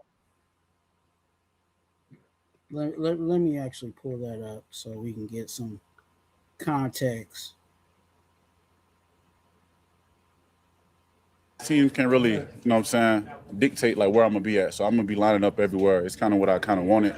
My whole career, I didn't want to just be a stay still like type of player. I kind of like to move around just because of my skill set with my size, my speed, and everything like that. But I just got to stay locked in. But I love it, and so far it's pretty good. Just the trust between all of you guys, because you guys are playing different positions, different personnel groupings. How have you guys got the communication down to where it's at now? Oh yeah, for sure. I think it's getting better each and every day. But we got to keep on hitting at it like each and every day, and especially during times like this. You know what I'm saying? So we're getting a lot of team periods and everything like that, and personnel is changing. So the bigger the communication is, the better we're gonna be overall. You know what I'm saying? Anytime you have a defense where it sounds like a core is out there, if we all on one accord, whether we wrong or we right, at the end of the day we'll still be right. If we is wrong, you know what I'm saying, just by communication. So I think it starts from there, though. Well, I tell the truth, even when I lie. Hey, so he is for those that are trying to figure out Quay Walker, his size is 6'4", 240. 6'4", 240. Yeah. Dark was good with it. It says stay tuned for Quay Walker interview. Yeah. You see, Walker's a big dude, 6'4", 240. The bigger question is the depth behind Walker. Dude is elite as it is. Yeah, we definitely need to shore up that area, but you know, for right now, we just need bro to just thug it out for now. Yeah. 6'4", 240. Kobe, he's calling the play in the huddle, and I see you being able to recognize, hey, what we in. What's your role once he makes the huddle call? I kind of still treat it like I'm a green dot because I had a green dot for all 4 years when I was in Green Bay. So I kind of treat it the same, whether the D&D is 1st and 10, 1st and 8, 2nd and 7, get back on track. Those situations, I'm just to learn screens, play action, whatever the case may be. 3rd and short situation, 4th and short. Just alert the D-line, you know what I'm saying, to watch the ball, you know what I'm saying, earmuffs. It's not hit a cadence. Just watch the ball, get off on the ball, move when the ball move, and things like that. I still have a lot of knowledge because I played a lot of ball, so I'm not going to stop doing what I'm doing just because I'm technically not the green dot, but still, though, I still treat it like I am. That's all. How different is that for you to not? It's kind of different, but it kind of allowed me just have a little less on my plate, you know what I'm saying? I think I'm at my best probably. Not saying that I don't like it because I am a linebacker, so I still treat it like it's the same. But, yeah, it freed me up a little bit, you know what I'm saying? But I still help Kobe out, just help the defense out by being a great communicator. Talking about being freed up, I mean, like, how much more fun is it to kind of now be on the field knowing that you're going to be putting a lot more positions as a linebacker in this defense? Man, it's pretty fun, honestly, because it pretty much just put me at ease, you know what I'm saying? Not saying my mind is not still going because that's me, regardless of whatever the situation is. But, like I just said, it just kind of freed me up a little bit. That way, I can just, you know what I'm saying, just focus on certain things instead of actually having to get the call. Because in the game, I'm not going to be able to get the call because there's only one guy who have the mic. So that's it. In the spring, you were very vocal, and I just kind of chalked it up to Kobe not being there. Mm-hmm. 2 days of training camp. And how much does it help to have two guys back there as vocal as the two you are? I think it kind of helps. It kind of pretty much sent me back to college with him. It's the same thing. It kind of just always reflect and go all the way back to college because, you know, I haven't played with him in like 4 years. So it always just bring back, you know what I'm saying, the memories that we had just by both of us being vocal. And anytime you have two linebackers like that can be alpha males and just speak out and communicate like that, it betters the whole defense. So that's all I can say. What would you say about just the process that you went through this offseason, not just as a player and developing your skill set, but the move, coming to a new team, being under Kubiak and a new coach system? It was kind of different at first, but it wasn't too big of a difference, I don't say, especially probably after the first 2 days. I got accustomed to everything. Not only that, coming in with some teammates that I already played with, so I'm not too shy away from everything, but I don't really talk a whole lot. But I had Stokes and I had N'Kobe, so kind of dumbed everything down. You know what I'm saying? Then we had a new coaching staff as well, so I'm not the only new person. So I think everybody greeted me with open arms, so I was pretty good. Before free agency, was there any communication where it would be like, hey, it's cool if we could get all the band back together somewhere, or was it just a happy coincidence? It was just a happy coincidence. I think I talked to Stokes more than I talked to Kobe. I was talking to Kobe the whole entire day when free agency first hit, and we were just weighing our options and everything like that. And we had already I think both of us was including the Raiders, I want to say, and last minute, I think when I made my decision, but I didn't tell anybody. He had him in telling me he was going to the Raiders, and I told him too. He thought I was playing. That's just how it came about. I'm just sorry if you were asked before. How impressed are you to see Max Crosby out there playing 100%? Literally, how impressed are you to see Max Crosby out there playing 100% after dealing with recovering from knee surgery for the last 7 months? I don't think he can really tell that he really went through what he went through last year. Honestly, me and Kobe talked about that on the sideline. Probably like, I don't know if it was period 5, period 6. After the first team period, we're like, man, Matt's flying. So I ain't really surprised though. You know what I'm saying? All the great players, the elite players, are pretty much how it goes. And hand to hand, as in when it comes to practice, everybody treat it like it's the game, and that's something that he do. So I'm just trying to pick up off his energy as much as I can. That's all I can say. On the back end of that, he actually had a comment about you yesterday where you guys were in the walkthrough, and he said that he just laughed at you because he had never seen an off-ball linebacker. Yeah. Like, your size and speed. Yeah. What is it like being able to play alongside, I guess impress him in that regard? I don't know. I kind of been hearing that ever since I got in the league, honestly, a little bit in college too, because I'm built like an outside linebacker. So it means a lot coming from him. But I kind of laughed at it the first time we talked about it because I was kind of wondering why he was laughing. And then I ended up asking him a question. He told me why he was laughing. And we just joked around about it ever since then. So that's it. How big has the shock been from going from Green Bay for 4 years to now being in Vegas, two completely different cities, and now you don't have to worry about like the weather, snow, all that? Kind of got accustomed to the cold weather, honestly. But like now, I don't really even think about my past. No offense to that organization, because I loved it there. But I done got accustomed to being here now. I haven't experienced the game day. What it's like, but it's to come. But I'm accustomed to everything here now. Especially the heat. So.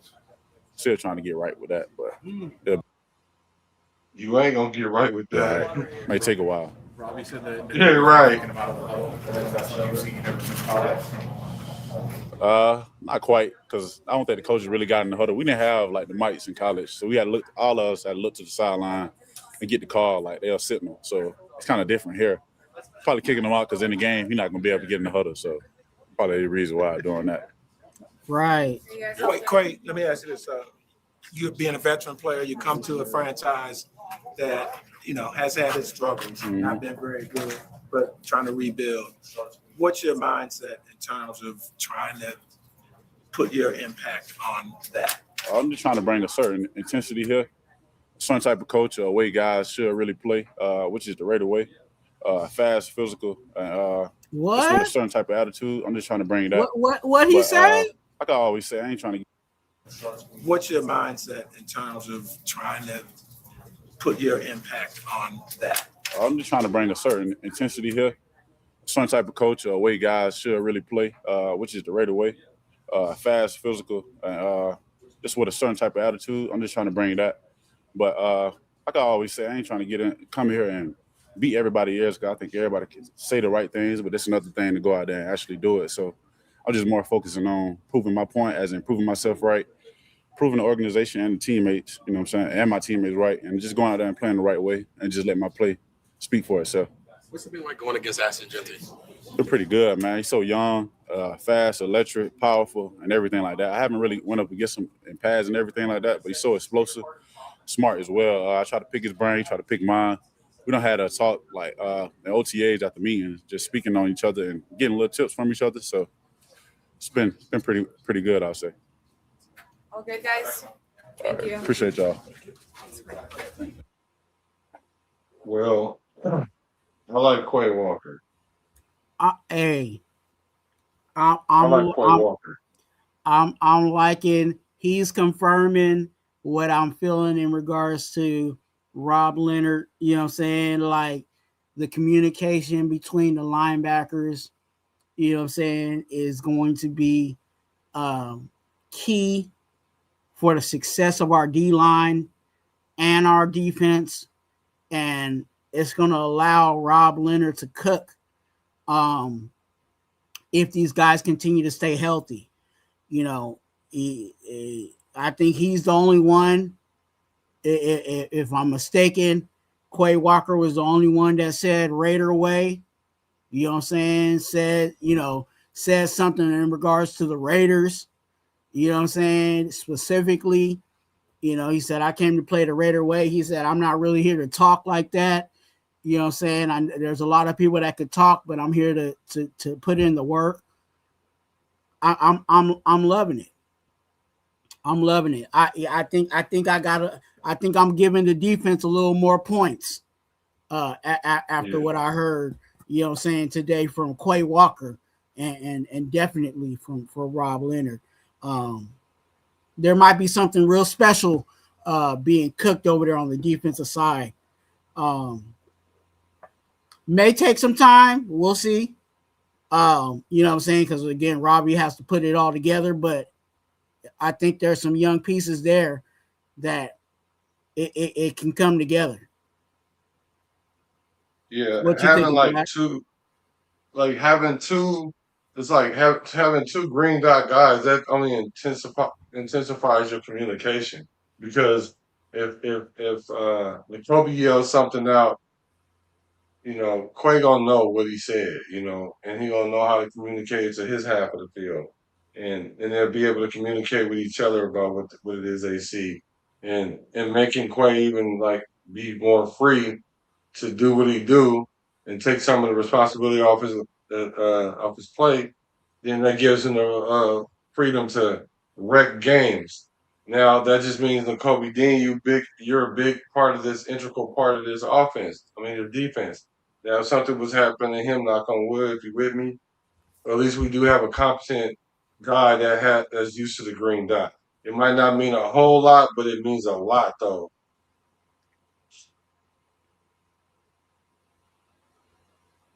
So that's how I kind of feel about that. I think at this point, I think we got two middle linebackers, that are going to be on the field at the same time. Like you said, if Kobe Dean does go down, Quay will probably most likely be, he'll probably assume that leadership and then allow everybody else to flow around, just to save, not save face, but just kind of keep things together. And because they do have a brothership, that goes beyond what they're creating right here with us, I think it'll be even more of a positive in regards to our defense. There's going to be times where, we're going to be running the 4-2-5, and we know that the two linebackers out there are going to be those two guys. So, there is concern, of who is going to step up behind those guys.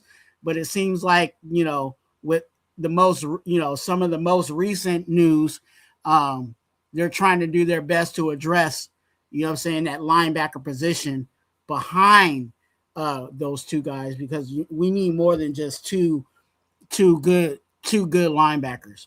And we need those young guys like Eichenberg, Lindenberg, and Sori, and all those guys to like Hip Hop Harry. Who's next? You know what I'm saying? Who is next? Yeah. Vita Beta. I don't know. Nothing happens today. He did do an interview I need to go watch to see what he said. I guess he having the good old standoff, to see playing chicken and see who's gonna swerve first.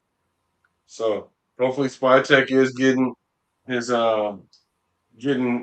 something together, which is funny because I saw something that was talking about Mitchell Renz and like how the Raiders are. He reported that the Raiders is probably offered something already. Now, is this something that he know? I don't know, but nobody else reported that. But I started seeing that everyone was saying everybody got that information from him.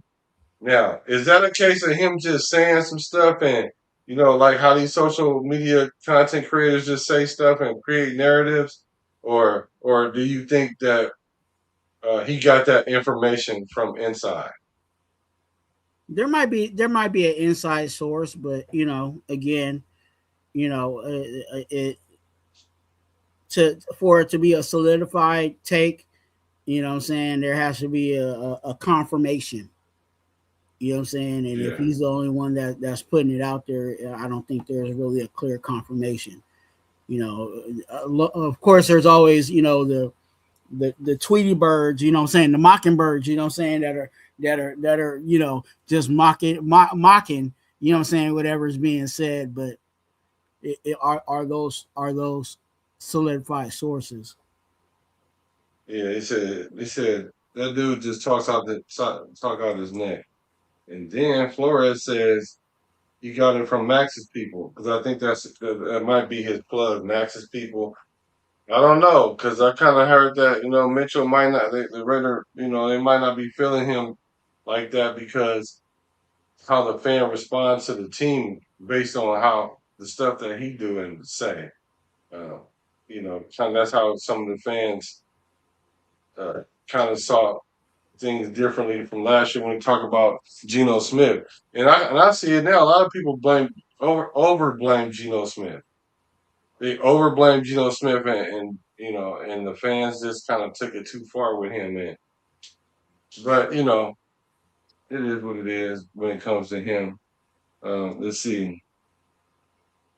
I would bet that the Raiders notify Max about any offers. This is mostly an evaluation process at the team now, due to evaluate the value talent. I would bet that the Raiders notify Max about any offers. This is mostly an evaluation process at the teams now, due to evaluate the value talent. So they essentially, this is the time that they're evaluating the talent that they have. But this is something that players that have that's in the last year of the contract with no guaranteed money, this is what happens. It's pretty standard. And so now they're going to see if they're going to end up giving them money or not. It looks like they're not about to give the money to Baker Mayfield. So they might go into a full rebuild. Yeah, they're in a money situation over there. He's you just said the quarterback's name. I'm drawing a blank on him. Who's the quarterback? For who? Tampa Bay. Baker Mayfield. Thank you. I was drawing a blank on his name. I was going to say Bradford. Yeah. And I know that wasn't it. He was saying that he's disgruntled on not having a contract.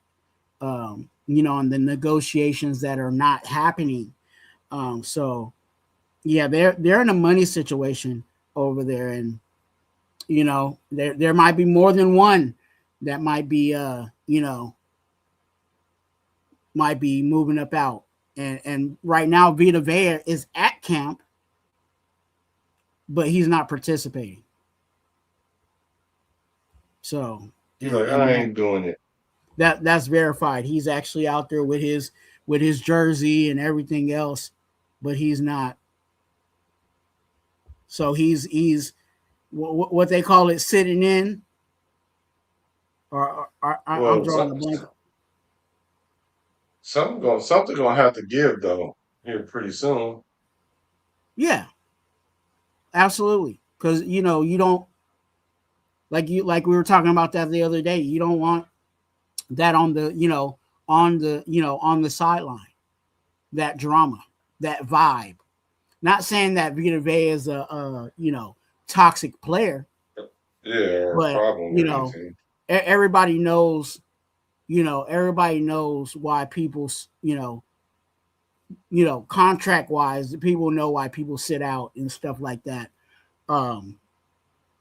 But you just don't want that around, you know what I'm saying? Like, to take care of business or we're going to have to move on. And right now they're in a position where he's already said that he wants out. So it's not a situation where, I mean, they're in a position where they either need to get draft capital for him or go ahead and give him some more guaranteed money. Dang, yeah, they're gonna have to give him something. They're gonna have to give him something. He says, when we start winning games that we are supposed to lose, then we have a team. Yeah, I can see that. Vita Vea says he tweeted his back. Vita Vea says he tweeted his back. I'm thinking he doesn't want to be on the Bucks anymore. Yeah, I'm pretty sure of it. He don't want to be there no more. But I mean, if they're gonna pay him, he'll play there. I mean, he only been there for how long? But that's his excuse to sit out. You know what I'm saying? I tweaked my back. You know what I'm saying? I can't go out there and do the drills. So that they all do that. They all fake an injury. He tweaked his back. Oh yeah. Sure, it's a tweak. Yeah. You know what I'm saying? Or he might have back issues, but because he has back issues, he can always call that, I re-aggravated my leg, or you know what I'm saying? Like that they do that so they're able to sit out. But yeah, and the back is one of them because you can't check it. Yeah.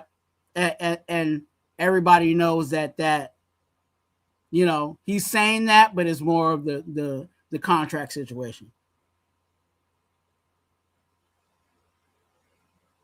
He homesick. Well, come on home because we need a D tackle.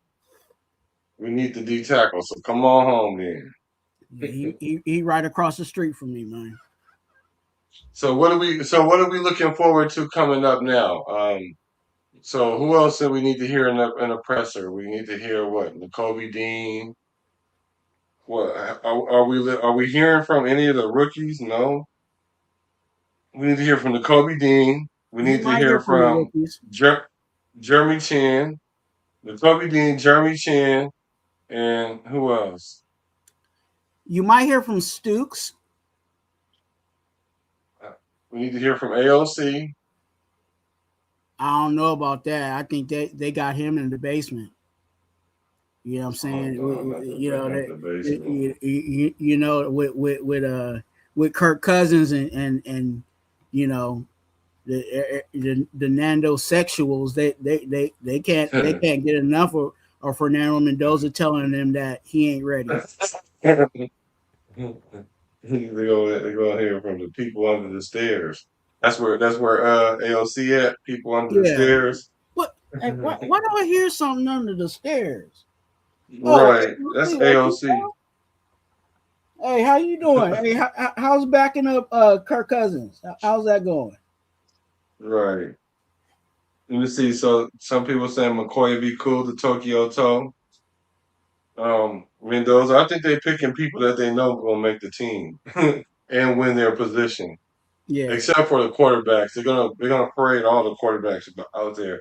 I mean, I get probably like in a normal camp they wouldn't stick the third string quarterback out there, but I think they'll go ahead and put him out there. But if they don't, then yeah, you're right. He in the basement. He but the thing is, he's the number 2 quarterback. That's the funny thing. By situation. The only reason why Fernando Mendoza is getting the buzz that he's getting is because he's the number 1 pick overall. Because really think about it. The only quarterback, you know what I'm saying, that does get press conferences is the starting quarterback. Unless they're in a position that it was like the Cleveland Browns where it's where it's a clear competition. You know what I'm saying? So yeah, you do talk to Deshaun Watson. Yeah, you do talk to Shador.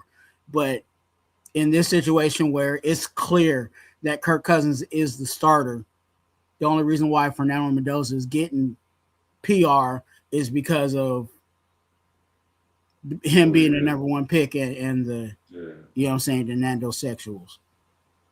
Yeah, so Sacktown Raider Mike said, Twine, I'll be on the show later. I'm definitely using Nando sexuals. I will give you props though. That's all. Hey, you know what I'm saying? That's all I ask. You know what I'm saying? Go ahead and shout out to Raider Twuam for tagging the Nando sexuals. The Nando Yeah, sexuals. you really did. You really did though. That's hella funny. I mean, it's a fetish. You know what I'm saying? It really is a fetish. He said it's a fetish. So funny. Hey, we announced today that the Fight or Flight Club is officially a thing. It's officially a thing. You see those content creators up there. It's like how many of them up there? 1, 2, 3, 4, 5, 6, 7, 8, 9, 10 of them. 10 of them. You know that we might not be the ones with the 10,000 subscribers and the 40, 50,000 subscribers. You know how they, look down on us and, they don't want to compromise their brand and all that, which is fine. That's fine. But there's a level where the grind is, and that's us.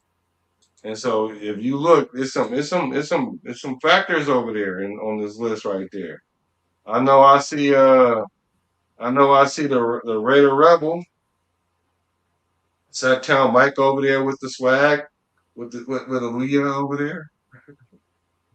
I see Yerk. What y'all know about Yerk? Y'all didn't know I knew Yerk, huh? I got introduced to Yerk. Yerk gonna pull up. And you see Raider Twine with the Twine Sky. Y'all don't know nothing about that. You don't know nothing about that. And then I know the first person y'all probably saw was Severe. I know a lot of people Severe. Raider Jason over there and Pizzle. And Raider First Down, and you see the good Raider, that's before I even get to myself. So shout out to the guys that's gonna do the show. We're gonna have it's gonna be 6 people on the panel. So that means we're gonna have rotating panels. If you guys want to be on the panel, I'm telling you, 7 more people. I'm gonna close it off for a little while, and then when it get hot and everybody want to get on, it's gonna be hard because those 17 guys, 18 people, they're gonna have first dance, and that's 3 weeks. 18 people is 3 weeks. We're gonna be on every Sunday, so you might want to get in where you fit in right now. And not only that, you guys are gonna be one of the judges. You're gonna dictate whether or not who got the take, who got the hot take, who was right, who's not, and we're gonna figure it out. We're gonna hash things out. So come check it out. I'm really excited about it, Twan, and I appreciate you for being a part of this. So what are you thinking about it? Man, I'm excited about it. I tried my best to keep it football. You know what I'm saying? No matter where I'm at, I know I do my spiritual aspect of things, and that's that. But I when I get on these panels, man, I like to talk football, and sometimes it do get heated. You know what I'm saying? We had a little gave them a little taste of it yesterday. When we was talking about Max with his shirt off. You know what I'm saying? Yeah, for real. And we broke it down. You know what I'm saying? So that's the kind of stuff I like. You know what I'm saying? You can always have a nice heated debate. You know what I'm saying? Have a nice heated discussion without making it personal. You know what I'm saying? Without you know what I'm saying, having to figure out where somebody lives and et cetera, et cetera. Right. You know what I'm saying? So because they don't got to get to fisticuffs. You know what I'm saying? Some things do, but this stuff, it ain't worth it. You know what I'm saying? It really ain't worth it. So having good, healthy debates, you know what I'm saying? Being able to see both sides. Because again, I'm one of those guys where, I may be saying this take, but I definitely see the point from the other side. You know what I'm saying? And having those kind of conversations too. So it makes great conversation. You know what I'm saying? Talking about sports and I don't want to go too deep in further on what else we'll be discussing, but it'll be good debates, good conversation, and that's that. You know what I'm saying? And some people will be with you, some people won't be with you, and that's fine. And we'll every night we'll leave it just there. You know what I'm saying? It ain't gonna leave. It ain't gonna leave. You know what I'm saying? Off that line. You know what I'm saying? Right. Yeah, and the funny thing about it is we gonna know who the strong debaters are in the Raiders sphere, in the Raiders verse, because they're gonna bring the heat, and the people are gonna know, and that's gonna be good because iron sharpens iron. We will be. I remember there was a time that we had the most informed fan base. I remember the Raider fans were the most informed fans. Like we actually knew the game. There's a lot of people that say they love the game now. I question that because of our emotionalism towards the game. Going up and down. The game is the game. So I think this would be good. And sure, the big guys they won't come on there, but it's the underground. So I'm very excited about it. Jack Gustav, you say you want to get on the lineup and subscribe to it. That's my EBH_black. That's my IG. Hit my IG. Hit my IG if you want to be a part of it. Yeah, he said he liked the lineup. He want to subscribe to it. You right where you need to be. You know what I'm saying? Go ahead and subscribe to Business Decisions Sports. You know what I'm saying? That'll be the main hub, but we gonna be broadcasting it to all. You know what I'm saying? All channels. So if you just want to watch and support all the other brothers that will be simulcasting it, definitely do that because we definitely need those thumbs ups on the other channels for real. Yeah, Friday nights at 8:30 West Coast time. So that means you got time to go home, get your food. I know people don't like to cook on Fridays. Go and get your food. Go and get your sip. Go hit the dispensary if you need to, or hit the block. Get to the house. I mean, the first hour is going to be kind of a warm up, but everybody gonna be on the panel. But that second hour is gonna be 1v1s, 2v2s, 3v3s, and if somebody think they got it, they can go 4v1. It might depend on what the topic is. They might be the only person who believe that and see. And if one person can take 4 people in the structured debate, that person is gonna be. They need a championship belt. Definitely. Yeah, and so go ahead. No, go ahead. No, and you see the people that are on the on the thumbnail. You know what I'm saying? You'll be seeing that floating around on multiple platforms. These guys, these guys know what they talking about. You know what I'm saying? They put in the work. You know what I'm saying?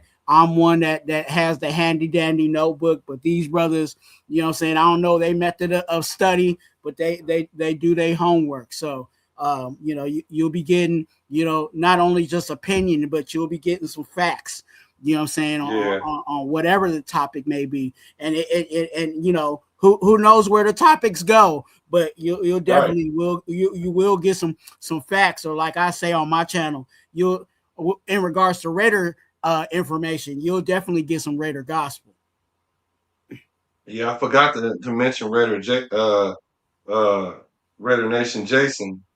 He on there too. Yeah, I'm on there too. I'm hitting in there. I will be debating sometimes. I'm good for a good debate. I love a healthy debate. Matter of fact, this leads us to your question, Justice, before you said black. Now this is black talking. Nobody but black. This is black commentary. Hold on, bro. I'm gonna drop you down for a couple seconds, okay? Okay. So I'm gonna answer this question. Black, you said you and Raider Ben will do a live game commentary. What I said was I would think it would be epic that if we could do a live game commentary. I'm just being transparent with you guys when it comes to that. I tried to set it up with him, but he wanted to go a different direction for whatever the reason was. That's fine. He's entitled to that. He a grown man. He can drive his ship the way he wants to. I'm gonna drive my ship the way I want to. I will be doing commentary for the games, so you're gonna have to pick something because we're gonna be going on at the same time. It looks like. So I did want to go on with him. He was sharing with me that, hey, I'm really a factor out here, which I've seen him, call some games. And I really respect how he called games, and I also, showed him that I've done it too. You might not see it on my channel because when I was getting monetized, I unlisted all the games or some of the games or a lot of the games that I was calling, and I've had like 1,500 people in the chat. So, and that feeling that I had because I was doing Shador games, like all his college games, I really like followed him and Travis Hunter. Uh, so I'm looking forward to doing the games. It's gonna be lit. It's gonna be lit. So you might wanna stay tuned. But hey, like Coach Kubiak say, may the best man win. Oh, I'm You was sorry. sitting back there chilling, huh? Yeah, because my name is Bennett. You know what I'm saying? And you ain't got nothing Mm, to do with it, huh? I ain't in He said the Raider verse. I like that one too, Black. I just keep collecting material. Oh yeah, that's what we do over here. You know how we do in the Bay. We make up our own stuff for sure. I suggest that you get Chris for Raiders in there. Shoot him my contact. Let me see. I could contact Chris for Raider. Good idea. Why? So tell me, why would you guys think that that would be a good collab for me and him? Not that I'm saying that it's not, because I trust you guys' judgment for sure. You said you already subscribed to Business Decision Sports. Thank you. I appreciate you. But can you hit my IG? Because you said you want to. No, you want to come on the panel, or if you just want to be able to watch the show. And one thing I will tell you guys about the show is after the show airs on that Friday night, it's going to go to members only. It's only going to go to the members only. Like the first hour will be for everybody. The second hour is going to go to the members only. So you want to be part of any of the tiers. Any of the tiers. I'm doing any of the tiers right now. I have 2 tiers, $1.99, $4.99. Any of the tiers, you'll have access to watch any of the Fight or Flight clubs at any time you want to. So I suggest you guys get to the membership. And I want to thank the 5 memberships that was gifted. And we have 6 members. So I will be doing a live in there sometime this weekend to talk about maybe a few things, maybe do a Q&A for you guys, kind of like a mixer and, smoke them if you got them type deal. So shout out to all the people that's in the membership. And we're trying to get our guys monetized so they can get memberships. Right? All right, well, we good, brother. Let's see.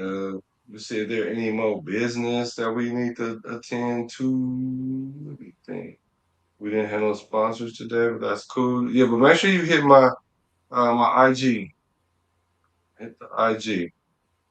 Let me see. No more comments. Okay, well, Twuam, you know how I like to end these. I want to be able to watch the Fight or Flight Club show. Okay, cool.